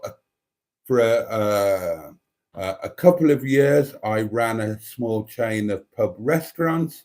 And then I went into what was my main career, which was running a classic and sports car showrooms and auction house in the West Midlands. Rather a well-known and high-profile one, really, literally known around the world. Other things that I then did kind of concurrently with doing that is, bizarrely, I became a professional vocalist. The regular viewers know the story. It takes a bit of explaining. That went rather well, and that led to me forming Grand Central Promotions, which was a promotions company. We did a lot of really top-level corporate entertainment. So basically, we used to put on complete shows for massive corporations where we would provide all of the talent from in-house rather than them ordering in separate things from, you know, different entities from an entertainment agency or whatnot. We provided a one-stop shop. So, for example, you know, when we did the News of the World do or the Tesco's do, then we would have provided cabaret, well, whatever they wanted. So cabaret, comedians, magicians, whatever it was that the client happened to want. So that was rather fun, and I was still a professional vocalist myself at that point, obviously singing in my own cabarets. Oh, in terms of what I started off in the singing, I was a Neil Diamond tribute, and I was the lead vocalist in a Neil Diamond tribute act called Hot August Night. That led to the promotions company, as I say. That did rather well, and that ended up with we used to do a lot of sub work for a rather large entertainment agency called Ghosts and Nightingales, and we ended up buying them out. So we then became entertainment agents as well. So that was all rather good fun.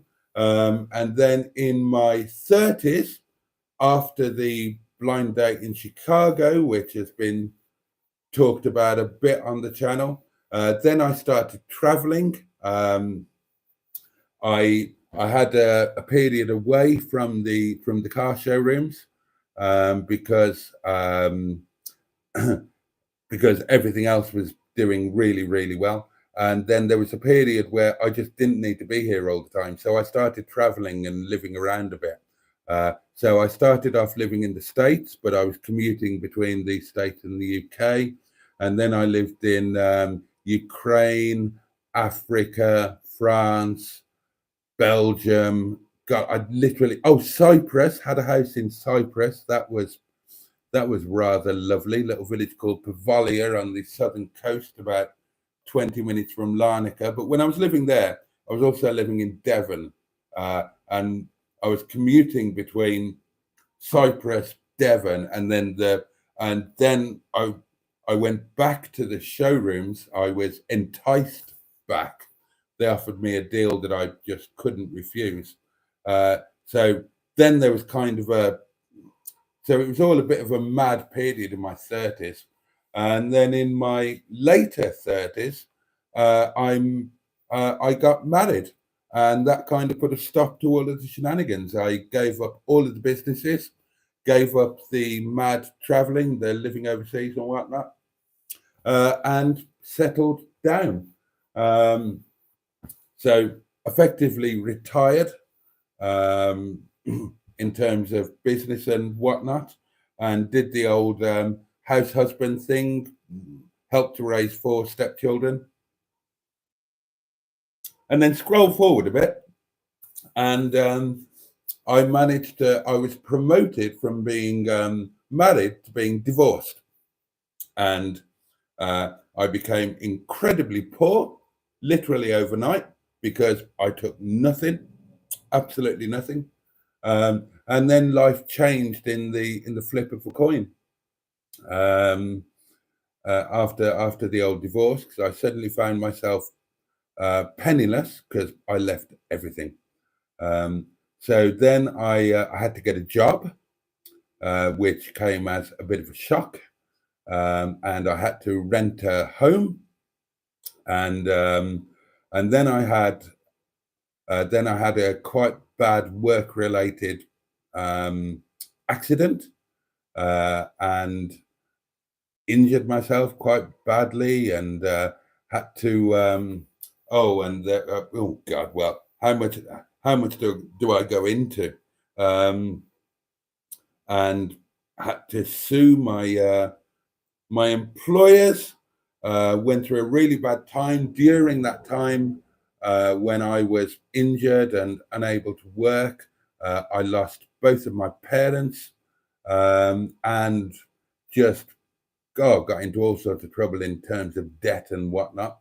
Um, and then uh, and then other things happened. I'm sure you don't want to hear it all, but scroll forward to now, and I'm I'm very poor, but I'm extremely happy with how things have ended up. Obviously, I live in this humble but rather lovely 700-year-old cottage in the Peak District National Park. I work with the restaurant, obviously, which I adore. The people that I work with are my family. They adopted me, or I adopted them, or both of those things. Well, it was when I was desperate. Actually, it was when I was unable to do any proper work due to the injury, and when I was stressing out about the old court case. Um, so everything's turned out rather wonderfully. Um, so don't be misled by the fact that I've got a few cars sitting out there and I appear to have some flash job. I really, really haven't. The restaurants are a relatively small concern. I'm a paid employee. I do not own them in any way, shape, or form. There are other things to say. When we open the Airbnb, then that's going to be a 50-50 partnership. Um, there are some other things that we're involved in together, but in terms of the restaurant, I am literally just just an employee. The cars which I've got, there's obviously nothing flash out there. I have a fleet of 8 cars, which is about to become 7. I can't afford to have them. I run them on a wish and a prayer and a shoestring, and I really shouldn't have them. But there we are. There we are. And I started this YouTube channel about 18 months ago. I love doing it. It's changed my life. The community aspect is something that I adore. And but again, at the moment, don't be fooled by anything. It earns me next to nothing. Sean will tell you, he will tell you that YouTube does not pay well until you get really, really big. And even when you get really big, then in terms of what YouTube pay you or what Google AdSense pays you, in terms of your advertising revenue, it's small beans. The only way that you really make money when you get bigger is by corporate advertising, corporate sponsorship, product placement, etc., etc., etc. And obviously, in YouTube terms, I'm a tiny, tiny little person that absolutely nobody knows about. I've been recognized in the street twice. And I felt like an absolute superstar when that happened. So there you go. There is a very, very quick insight into my doings, and you know, I'm in my 50s now, darlings. I'm in God's waiting room, and I'm too long in the tooth to suddenly expect life to make any sort of sense. I don't expect it to make sense. I've done some good things. I've had some fun. In many ways, I've had an amazing life. I've made some great decisions. I've made some less great decisions. I'm happy. I'm happy with how it's gone, how it's turned out. And every day is just a joy. I don't expect it to make sense. I just try and enjoy the arse out of every day. And every week I try and enjoy more than the last week. And I'm certainly going to try and enjoy this year even and get more out of this year than I did last year or the year before. And you guys are going to be a massive part of that. The one thing, going back to the point that I originally made, though, is that I need to start getting home. I need that to be. I'm not at a point in my life where I can do what Sean has done and just go back home yet. Now, Sean is younger than I am, but he was in a slightly different position to me. And I'm just not in a situation yet where I could just go back home and say, right, that's it. That's my last move. I'm going to end my days at home. I'm not there yet. I'm not sure if I ever would be. I think if I ever became successful again, and if I ever had money again, I do daydream about this sort of thing. And as much as home is home and will always be, then I've got other things in my life as well. I mean, I've got Mustard for a start, and I bless him. I kind of love Mustard dearly, and I couldn't have life without Mustard. I couldn't do it. And if I moved to South Wales, like full stop, I'd never bloody see Mustard. And you know, that's an important part of my doings. My Nepali family, the restaurants, that all means the world to me as well. So I think what I would love in an ideal world would be kind of a melting pot where I had a little bit of it all.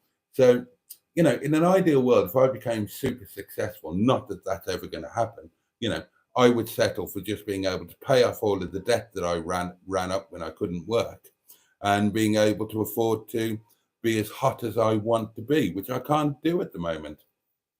You guys know, how often have I, agonized about whether to turn the heating on because I haven't got any money to feed the bloody gas meter.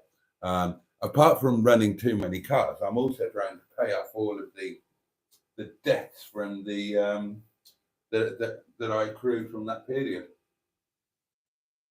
But I think the ideal situation would be like a melting pot where home did play a part. So, for example, when I had the place as an adult in Gleneath, before I got divorced, there was a separation, and then we got back. Then we got back together, and then the getting back together didn't work entirely well, and we got divorced. Although, as my regular viewers know, it was not a normal divorce. It certainly wasn't acrimonious, and it was well. Oh God, you don't want to be hearing about that, and it's the wrong time to start talking about that because it's 3 minutes to midnight. But when we were separated, I was running the car showrooms in Birmingham. I was back there. By that point, we were a large limited company. I was managing director, and I was commuting there from Gleneath in South Wales. I did the daily commute from Gleneath to South Birmingham 7 days a week, and didn't find it in the least difficult to do. Wasn't a problem. I love driving, and I could very easily have stayed in a local hotel. I could have rented a flat, whatever. I wanted to go home, and I would rather have driven 4 hours home than gone to the pub and then gone back to a bloody miserable, lonely hotel room. So I wouldn't mind doing that again.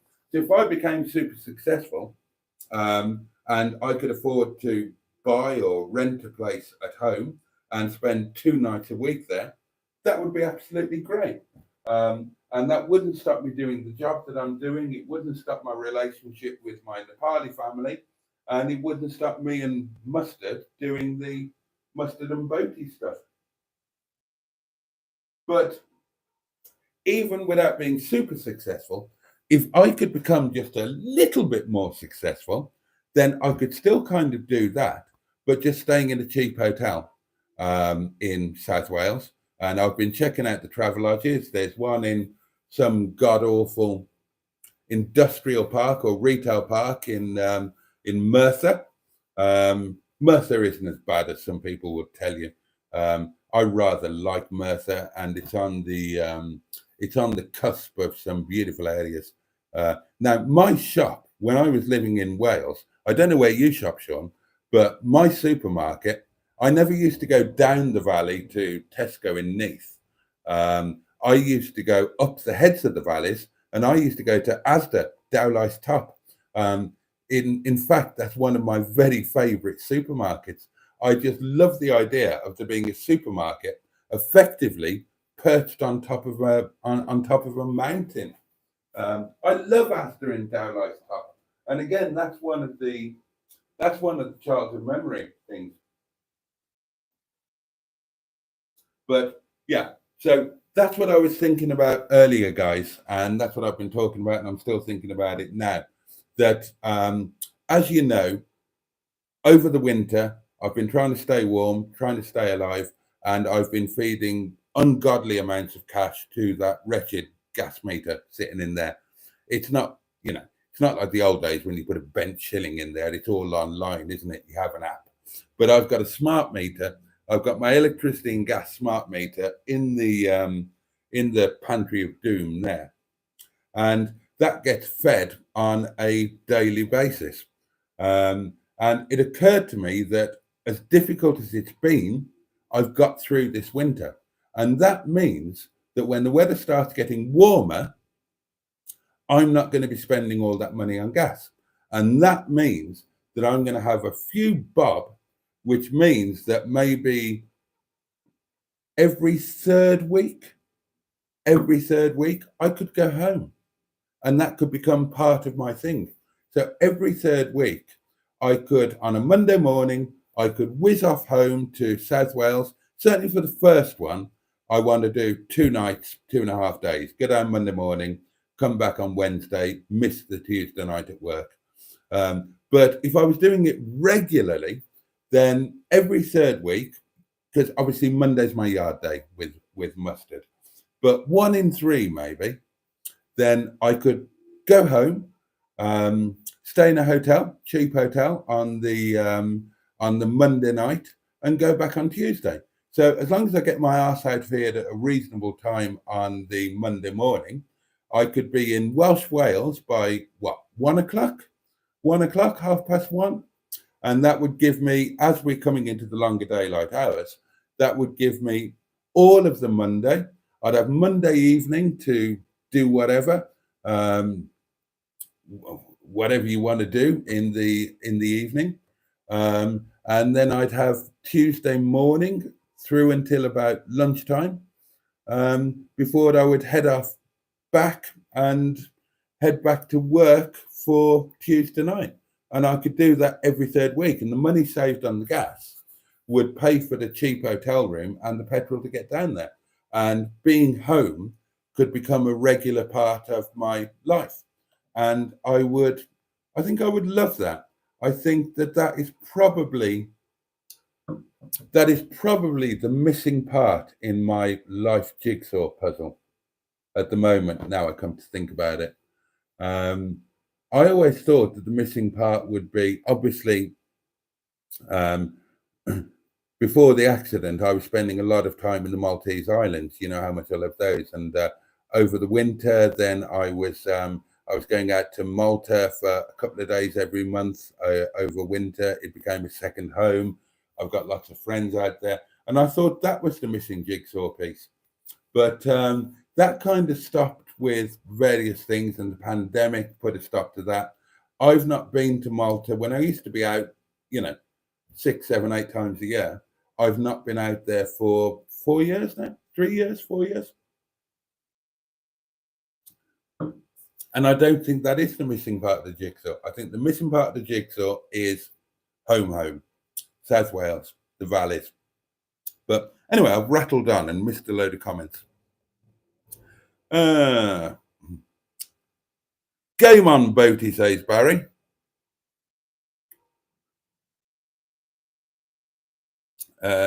You should have the secret video.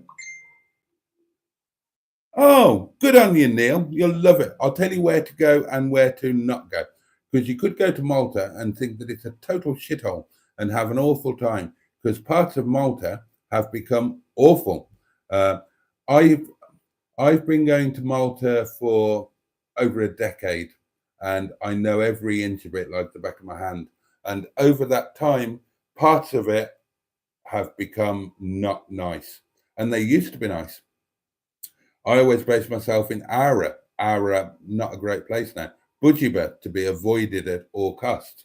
But there are parts of Malta that are still wonderful. Marsa Schlock is lovely.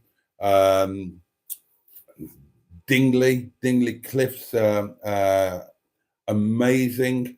Valletta is Valletta, but it's fine.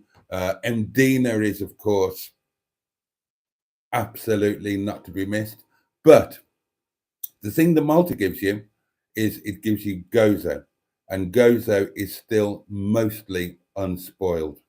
And Gozo is like the second island. There's 4 islands in the Maltese Islands, and Gozo's number 2, and Gozo is my favorite. And if I were to go back there, I would probably not base myself in Malta anymore. I would probably base myself in Gozo. When I used to be out there for 3 days, I'd have a full Gozo day, starting on my birthday, and I would always have a birthday lunch at St. Patrick's Hotel in Shlendi Bay in Gozo. And gosh, and over the years, I've been there with my wife, certainly for my birthday, I've been there with my wife, with friends, with Boo, who became my fiance after my divorce, and I've been there alone. And Gozo just remains magical, whereas Malta, magical in places, other places, slightly spoiled. You should have the secret video go live as members only for both of you and keep it like that for weeks or months and heavily advertise it. The only problem with that, Trace, is we don't have channel members on that channel because the channel isn't big enough. Because we gave up on that channel about a year ago and we haven't done anything with it. And I think at the point that we gave up on it, we had something like, I haven't looked at it for the best part of a year, but I think we had under 500 subscribers. So it makes no odds that that I've got 6,000 and something here. Mustard's got 5,000 and something on his. On that joint channel, we can't have channel members, so that's not an option. The only way that we could do that would be to upload. Oh, or is this what you meant, Trace? We could upload it to our own channels. Obviously, this channel, Boaty's World. Mustard's channel is Project Nigel. We could upload it as a members only thing to both of our individual channels. That would be an option. Hi, Sean, says Trace. Envious of your lovely walk. I'm stuck living in smelly, busy London. Well, so was Sean until a month ago, Trace.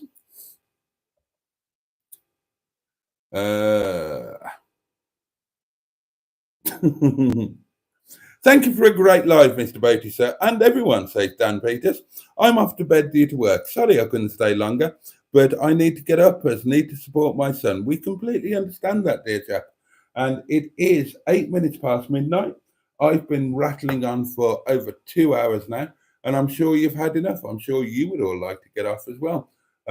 Thank you for your company so much, by the way. I was dreading doing this live stream. I was feeling terrible. I'm still being beaten around the head by this lurgy, whatever it is that I've got. And after a long yard day today, which was fabulous, which I loved, I was knackered. I was knackered, feeling absolutely pants, and I didn't think that I would get through this. But of course, you guys have been your wonderful self, and I've loved every minute of it, and I wouldn't change it for the world.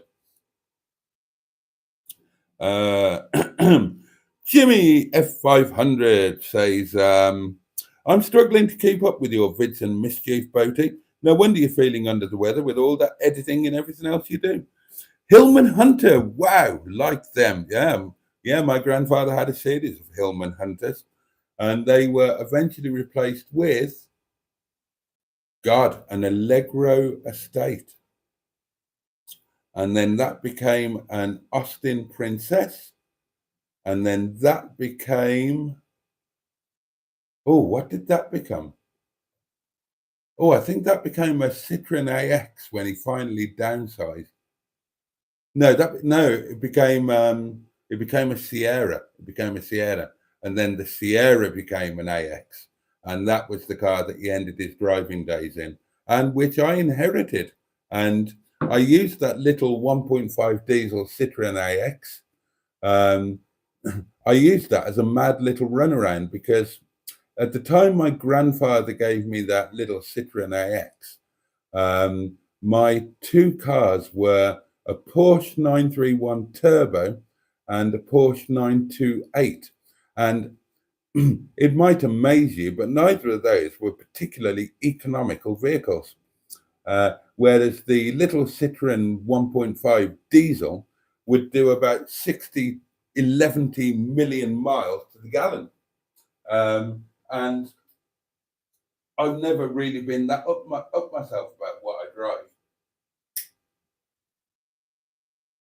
Whatever I happen to own. The standing joke at the car showrooms was that I would drive a ride-on lawnmower in the evening if it was full of fuel. That was my thing. I was always nicking part exchanges. I would always keep an eye on the PXs that came in to see if they had any fuel in them.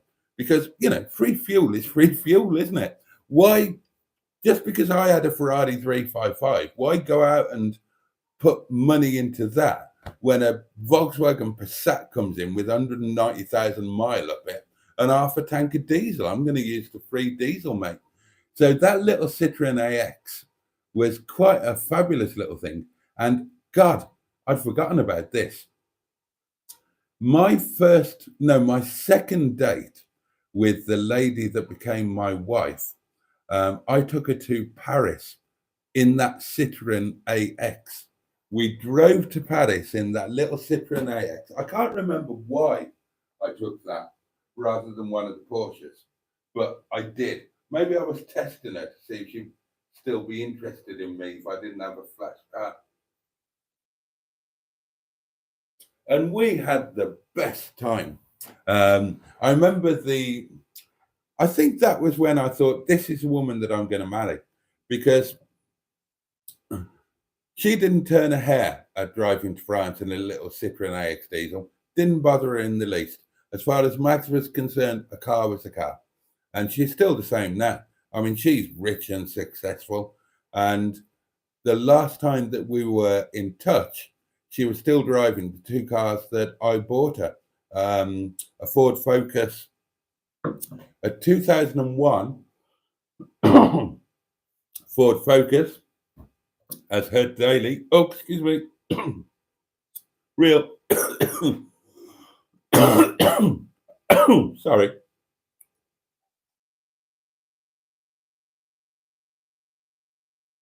as her daily, and Black Betty, a 1994 Mazda Unos import version of the MX-5 that I bought for a Valentine's Day present as her fun car. And so yeah, that trip to Paris, we went there in the little diesel, and that was just good fun. And you need a little car like that for trying to get around the mid. If you've never driven in Paris, nightmare. I mean, great fun, exhilarating, but a bit of a nightmare. And when you're driving around the Champs-Elysees, then you want something that you're not afraid that might get an odd little bump or something. And so that little Citroen was perfect for that. I think I took it because I fell in love with Paris when I saw Clive James's postcard from Paris, a video which you can find on this very channel. And he was driven by Francois Segond in a Citroen AX. And I think I wanted to replicate that. I think that's why I took it. And that first night in Paris, I buggered things up. We spent too long sitting in a Parisian bar in Saint-Germain, I think.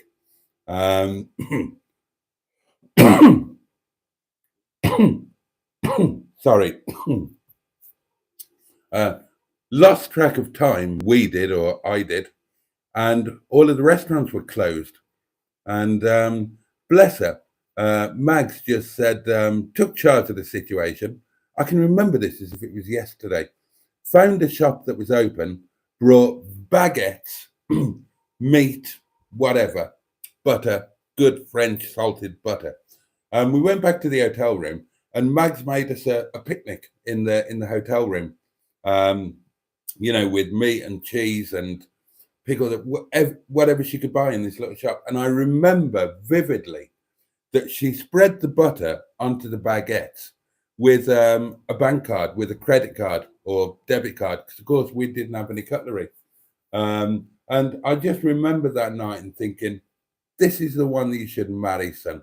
Never mind all of those high maintenance birds you've been knocking about with because you think that it's the social thing to do, to have the right one on your arm and the trophy wife and all of that. This is what you want. And Maggie was a very beautiful woman as well.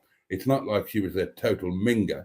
She was just as an Irish girl, and she was quite down to earth, despite having a very good career with the NHS. And I'm still talking, and I shouldn't be. Say your good nights, darlings. We are going to go to bed. Say your good night. I'm sorry for getting carried away and rattling on. Say your good night. I will catch up with the comments. The wine is going to my head as well, to be perfectly honest with you. Excuse me. I'm enjoying it though.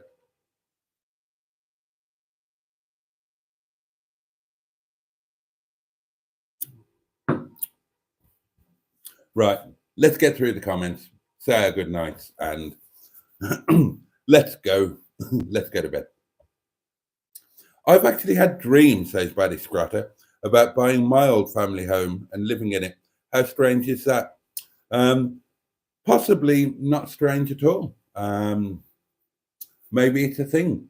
Maybe when you get to a certain age, then you want to return to the safety of your youth, or maybe you want to reclaim the memories. Maybe the people have gone, so you want to return to what you can cling to. You can't cling to the people anymore, but you can cling to the memories and the area and the actuality of the house. You can touch the walls that used to contain all of the people that you loved and that you miss. Maybe it's not strange at all.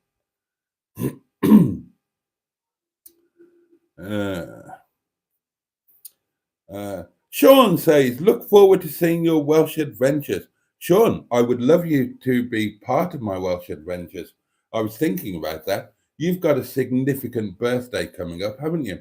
How about making part of that a little collaboration with two 50 something, although you would only just be 50 something, but how about two 50 something Welshes buggering about the valleys in I don't know, a little convertible midlife crisis fun car, and revisiting each other's memories or something like that. I would love to do that if you were up for it.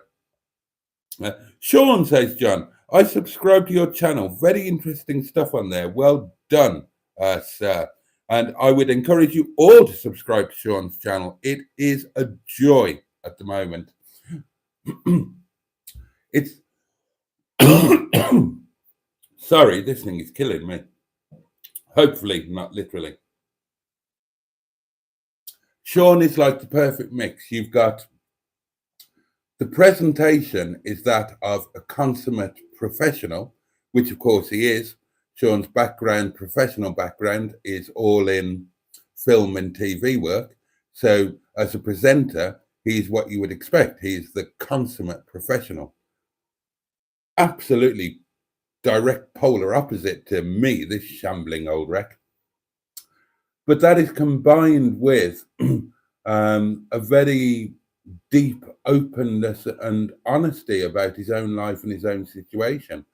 And that is incredibly entrancing. I find that in terms of YouTube content, that's certainly what I'm attracted to these days. That if somebody is open and willing and able to share their life, or at least aspects of it, then that's what I'm most inclined to watch, rather than some polished professional presentation of something or other that I may be interested in. It might be a car video, and I might be interested in that car, but it's the personal touch that appeals to me, to the extent that, in terms of cars, the only car channel that I watch now is Harry's Garage.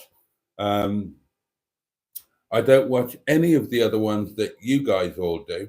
And the reason I watch Harry's Garage is because it's exactly that. It's it's a personal insight into him and his cars and what he does with them. And it's filmed in the videos are filmed in a non-corporate way. His wife does all the filming, for God's sake. So he might be an insanely rich man, and he might have an incredible fleet of cars. He certainly does. And I do find that interesting because I've owned several of the cars in his garage, perhaps most notably his Espada, although mine was nicer. My Lamborghini Espada was nicer than his, I would argue. But yeah, in terms of YouTube content, that's what's doing it for me these days. And that's what I watch. It's the personal stuff.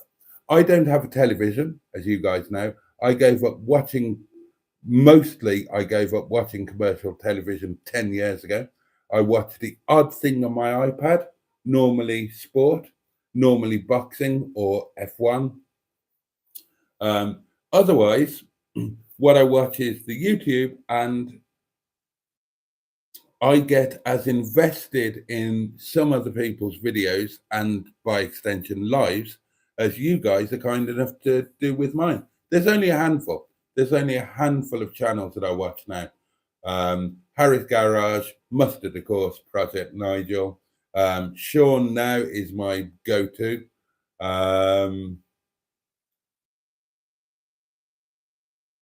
That's kind of it, really. Anyway, let's crack on. A good video yesterday, Sean, says Jimmy. Was that the garden video? I loved that.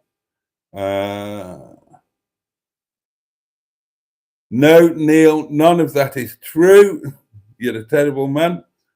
Oh, Boaty, you forgot to mention eBay in your life story. Oh, I did, didn't I?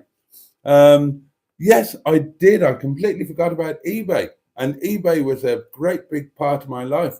And that was another business. That was Vincero Lightweight Cycles, where for a period of time, I spent a lot of years, at the same time as doing other things, I spent a good few years traveling around Europe, buying new old stock, top level cycling componentry from the 60s, 70s, and 80s that was languishing in retail outlets or wholesale outlets all around Europe, and I went everywhere. And then I created a market of selling that to the emerging collectors market, partly in America, partly in Australia, but mostly in the Far East, particularly Japan, because they were prepared to pay insane prices for European, mostly French and Italian top level stuff. And yeah, my bad, Trace, I completely forgot about that.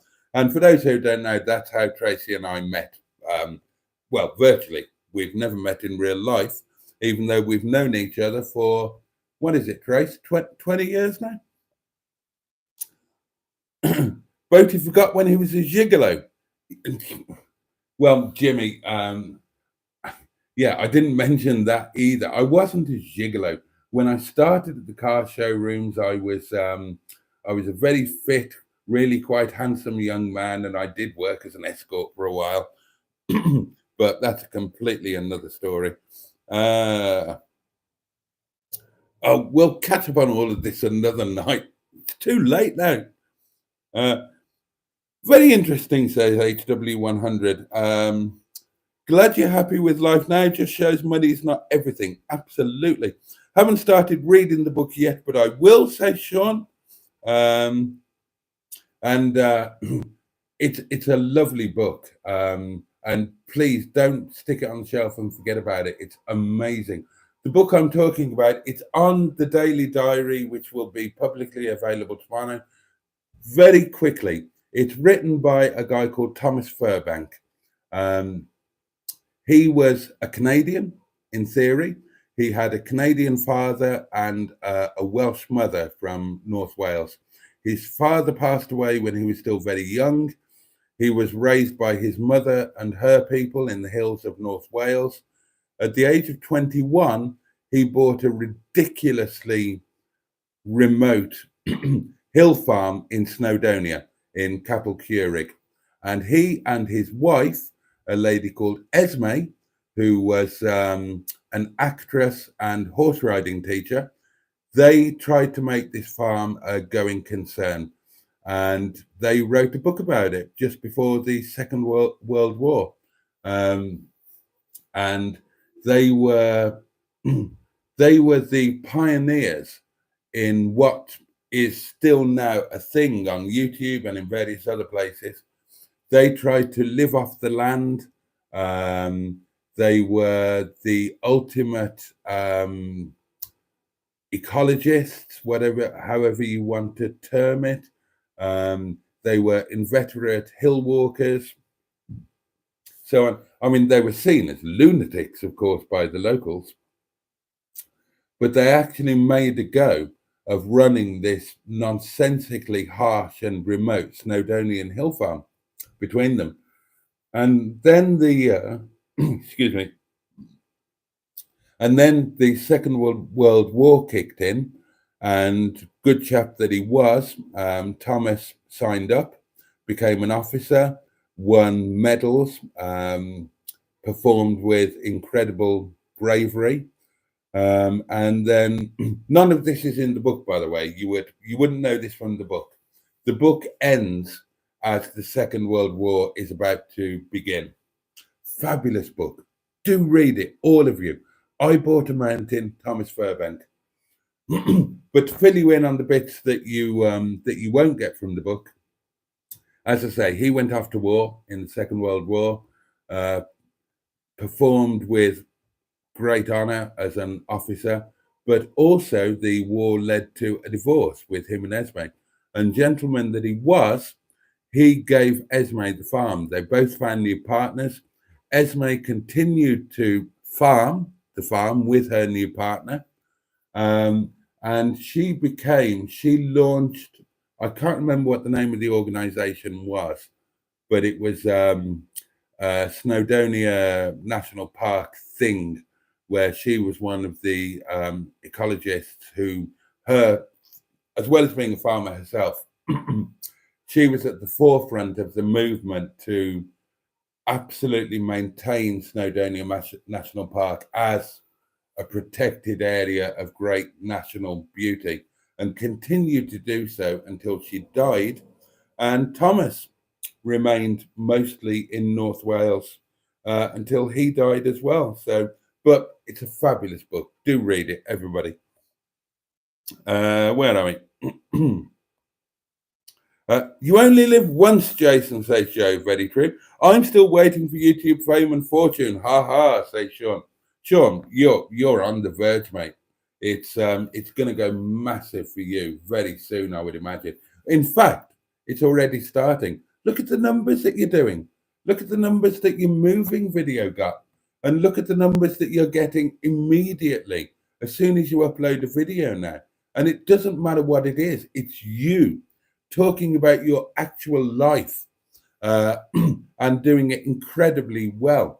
And that's only going to get better and better for you because you've got an indefinite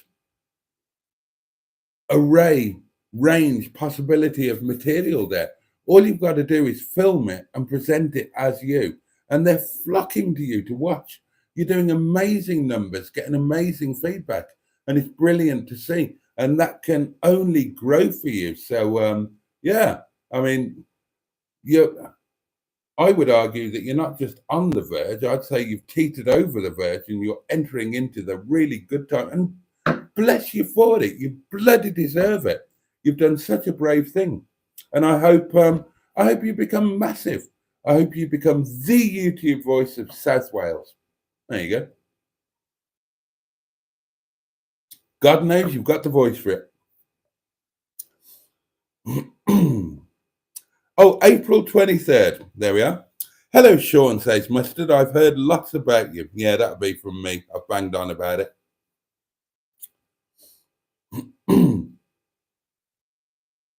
Oh, God, 380 quid. Oh, I thought you said it was, on the video, it was less than that. Oh, dear. Ouch. Sean, mine is, let me work it out. My electric is, which I pay in a monthly direct debit, is about 120 quid. My gas, I pay on a prepayment meter. And at this time of year, I'm paying about £6 per day. So that's £42 per week. So that's going to be, what? Actually, £6 or £7 per day. Some days 8. Let's say 7 on average. So that's 49 quid a week, call it 50. So that's going to be about 200 plus quid per month. And that is for my cottage here. From the look of it, probably a bit bigger than yours. Because my cottage is two small cottages, or it was two small cottages that at some point became one. It's still, in theory, only a 2 up, 2 down. I've got this room downstairs, which is like a kitchen diner. I've got my front parlor there, the other side behind you, behind the wall there. And then upstairs, I've got 2 bedrooms and a bathroom. But I've got various storage areas, but the rooms themselves are very big. So, yeah, I mean, it's just, heating, gas and electricity are just incredibly expensive at the moment, unfortunately.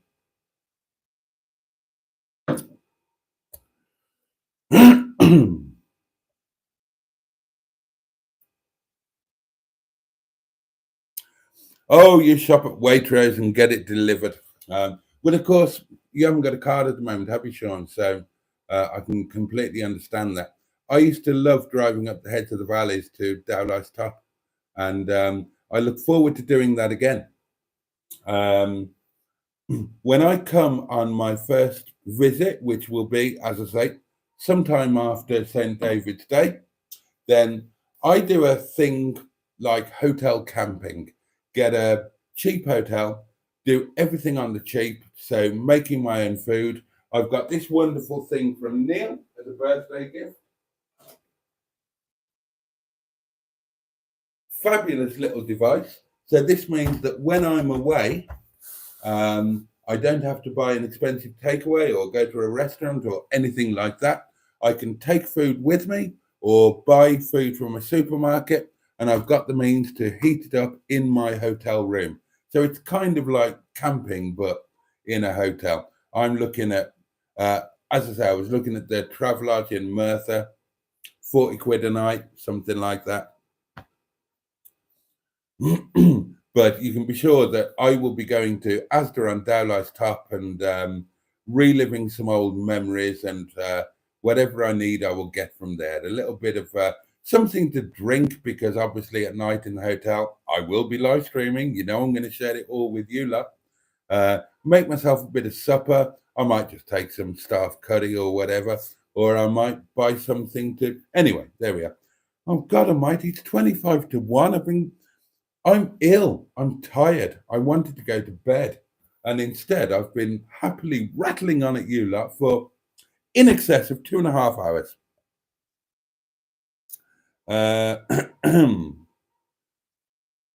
Oh, hello. Ben's joined us when we're not even supposed to be here. Evening, Ben. Hope you're well. Name Me -1 has joined us.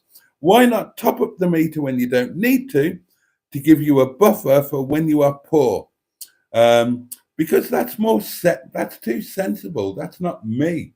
You spend the money on other things, don't you? I just need to earn a little bit more money. Maybe YouTube will pick up for me throughout this year if I work at it, and if I go home and start doing more stuff in South Wales, maybe I can pick up a few more lovely views doing that sort of thing. Yes, if you stayed away from the yard, I'd get more work done, says Mustard. We had this argument today, mate. Don't give me that bollocks. Right. I'm an excuse for you not to do productive work on a Monday. That leaves you 6 other days of the week to do productive work. So don't blame me for your entire week being unproductive. Anyways, Mondays are fun. And when the yard gets a bit warmer, we will be productive. When it's not so cold that I have to hide in the caravan and huddle around a camping gas stove for warmth, then we can get all sorts of productive things done.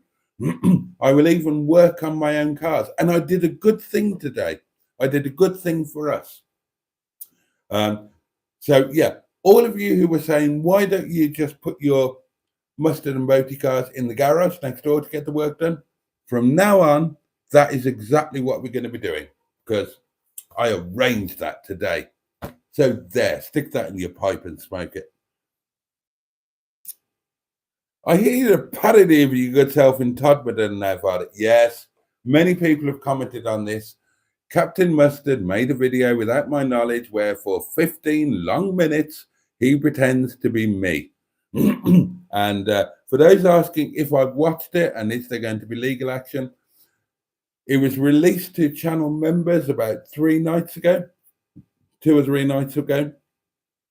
And I watched it as soon as it went up and I laughed non-stop. You can monetize from 500 subs plus other rules now, says Grace. Yeah, I know. I know. You need 3,000 watch hours as well. But I mean, you both upload the videos to both of your channels. And yes, as I was typing, you said exactly what I meant. Okay, we could do that. Mustard and Boaty, you've got 424 subbies. That's not bad considering we gave up. We gave up on it about a year ago or more.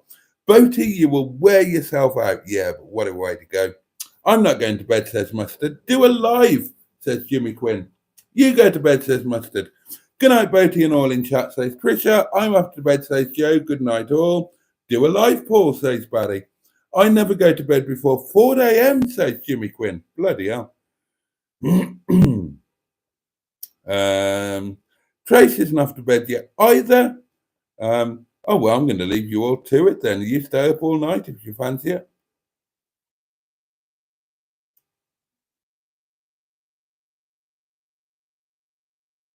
How are you spending so much on electric, Boaty?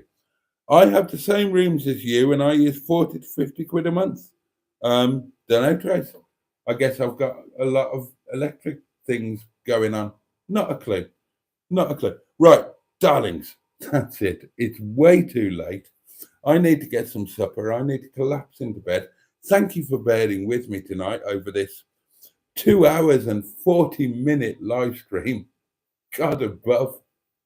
You poor sods, what have you done to deserve this?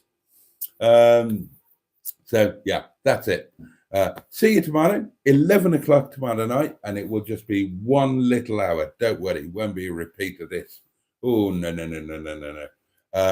So join me tomorrow, 11 o'clock for Tuesday Night Live. Have a safe and peaceful night. Much love to you all. Neil, thank you again for that. That's really kind. What day is it tomorrow? Oh, it's the 13th, right? Okay. So, yeah, have a safe and peaceful night. Much love. Take great care of yourselves. Have the best day that you can. And I will see you tomorrow, 11 o'clock, Tuesday Night Live.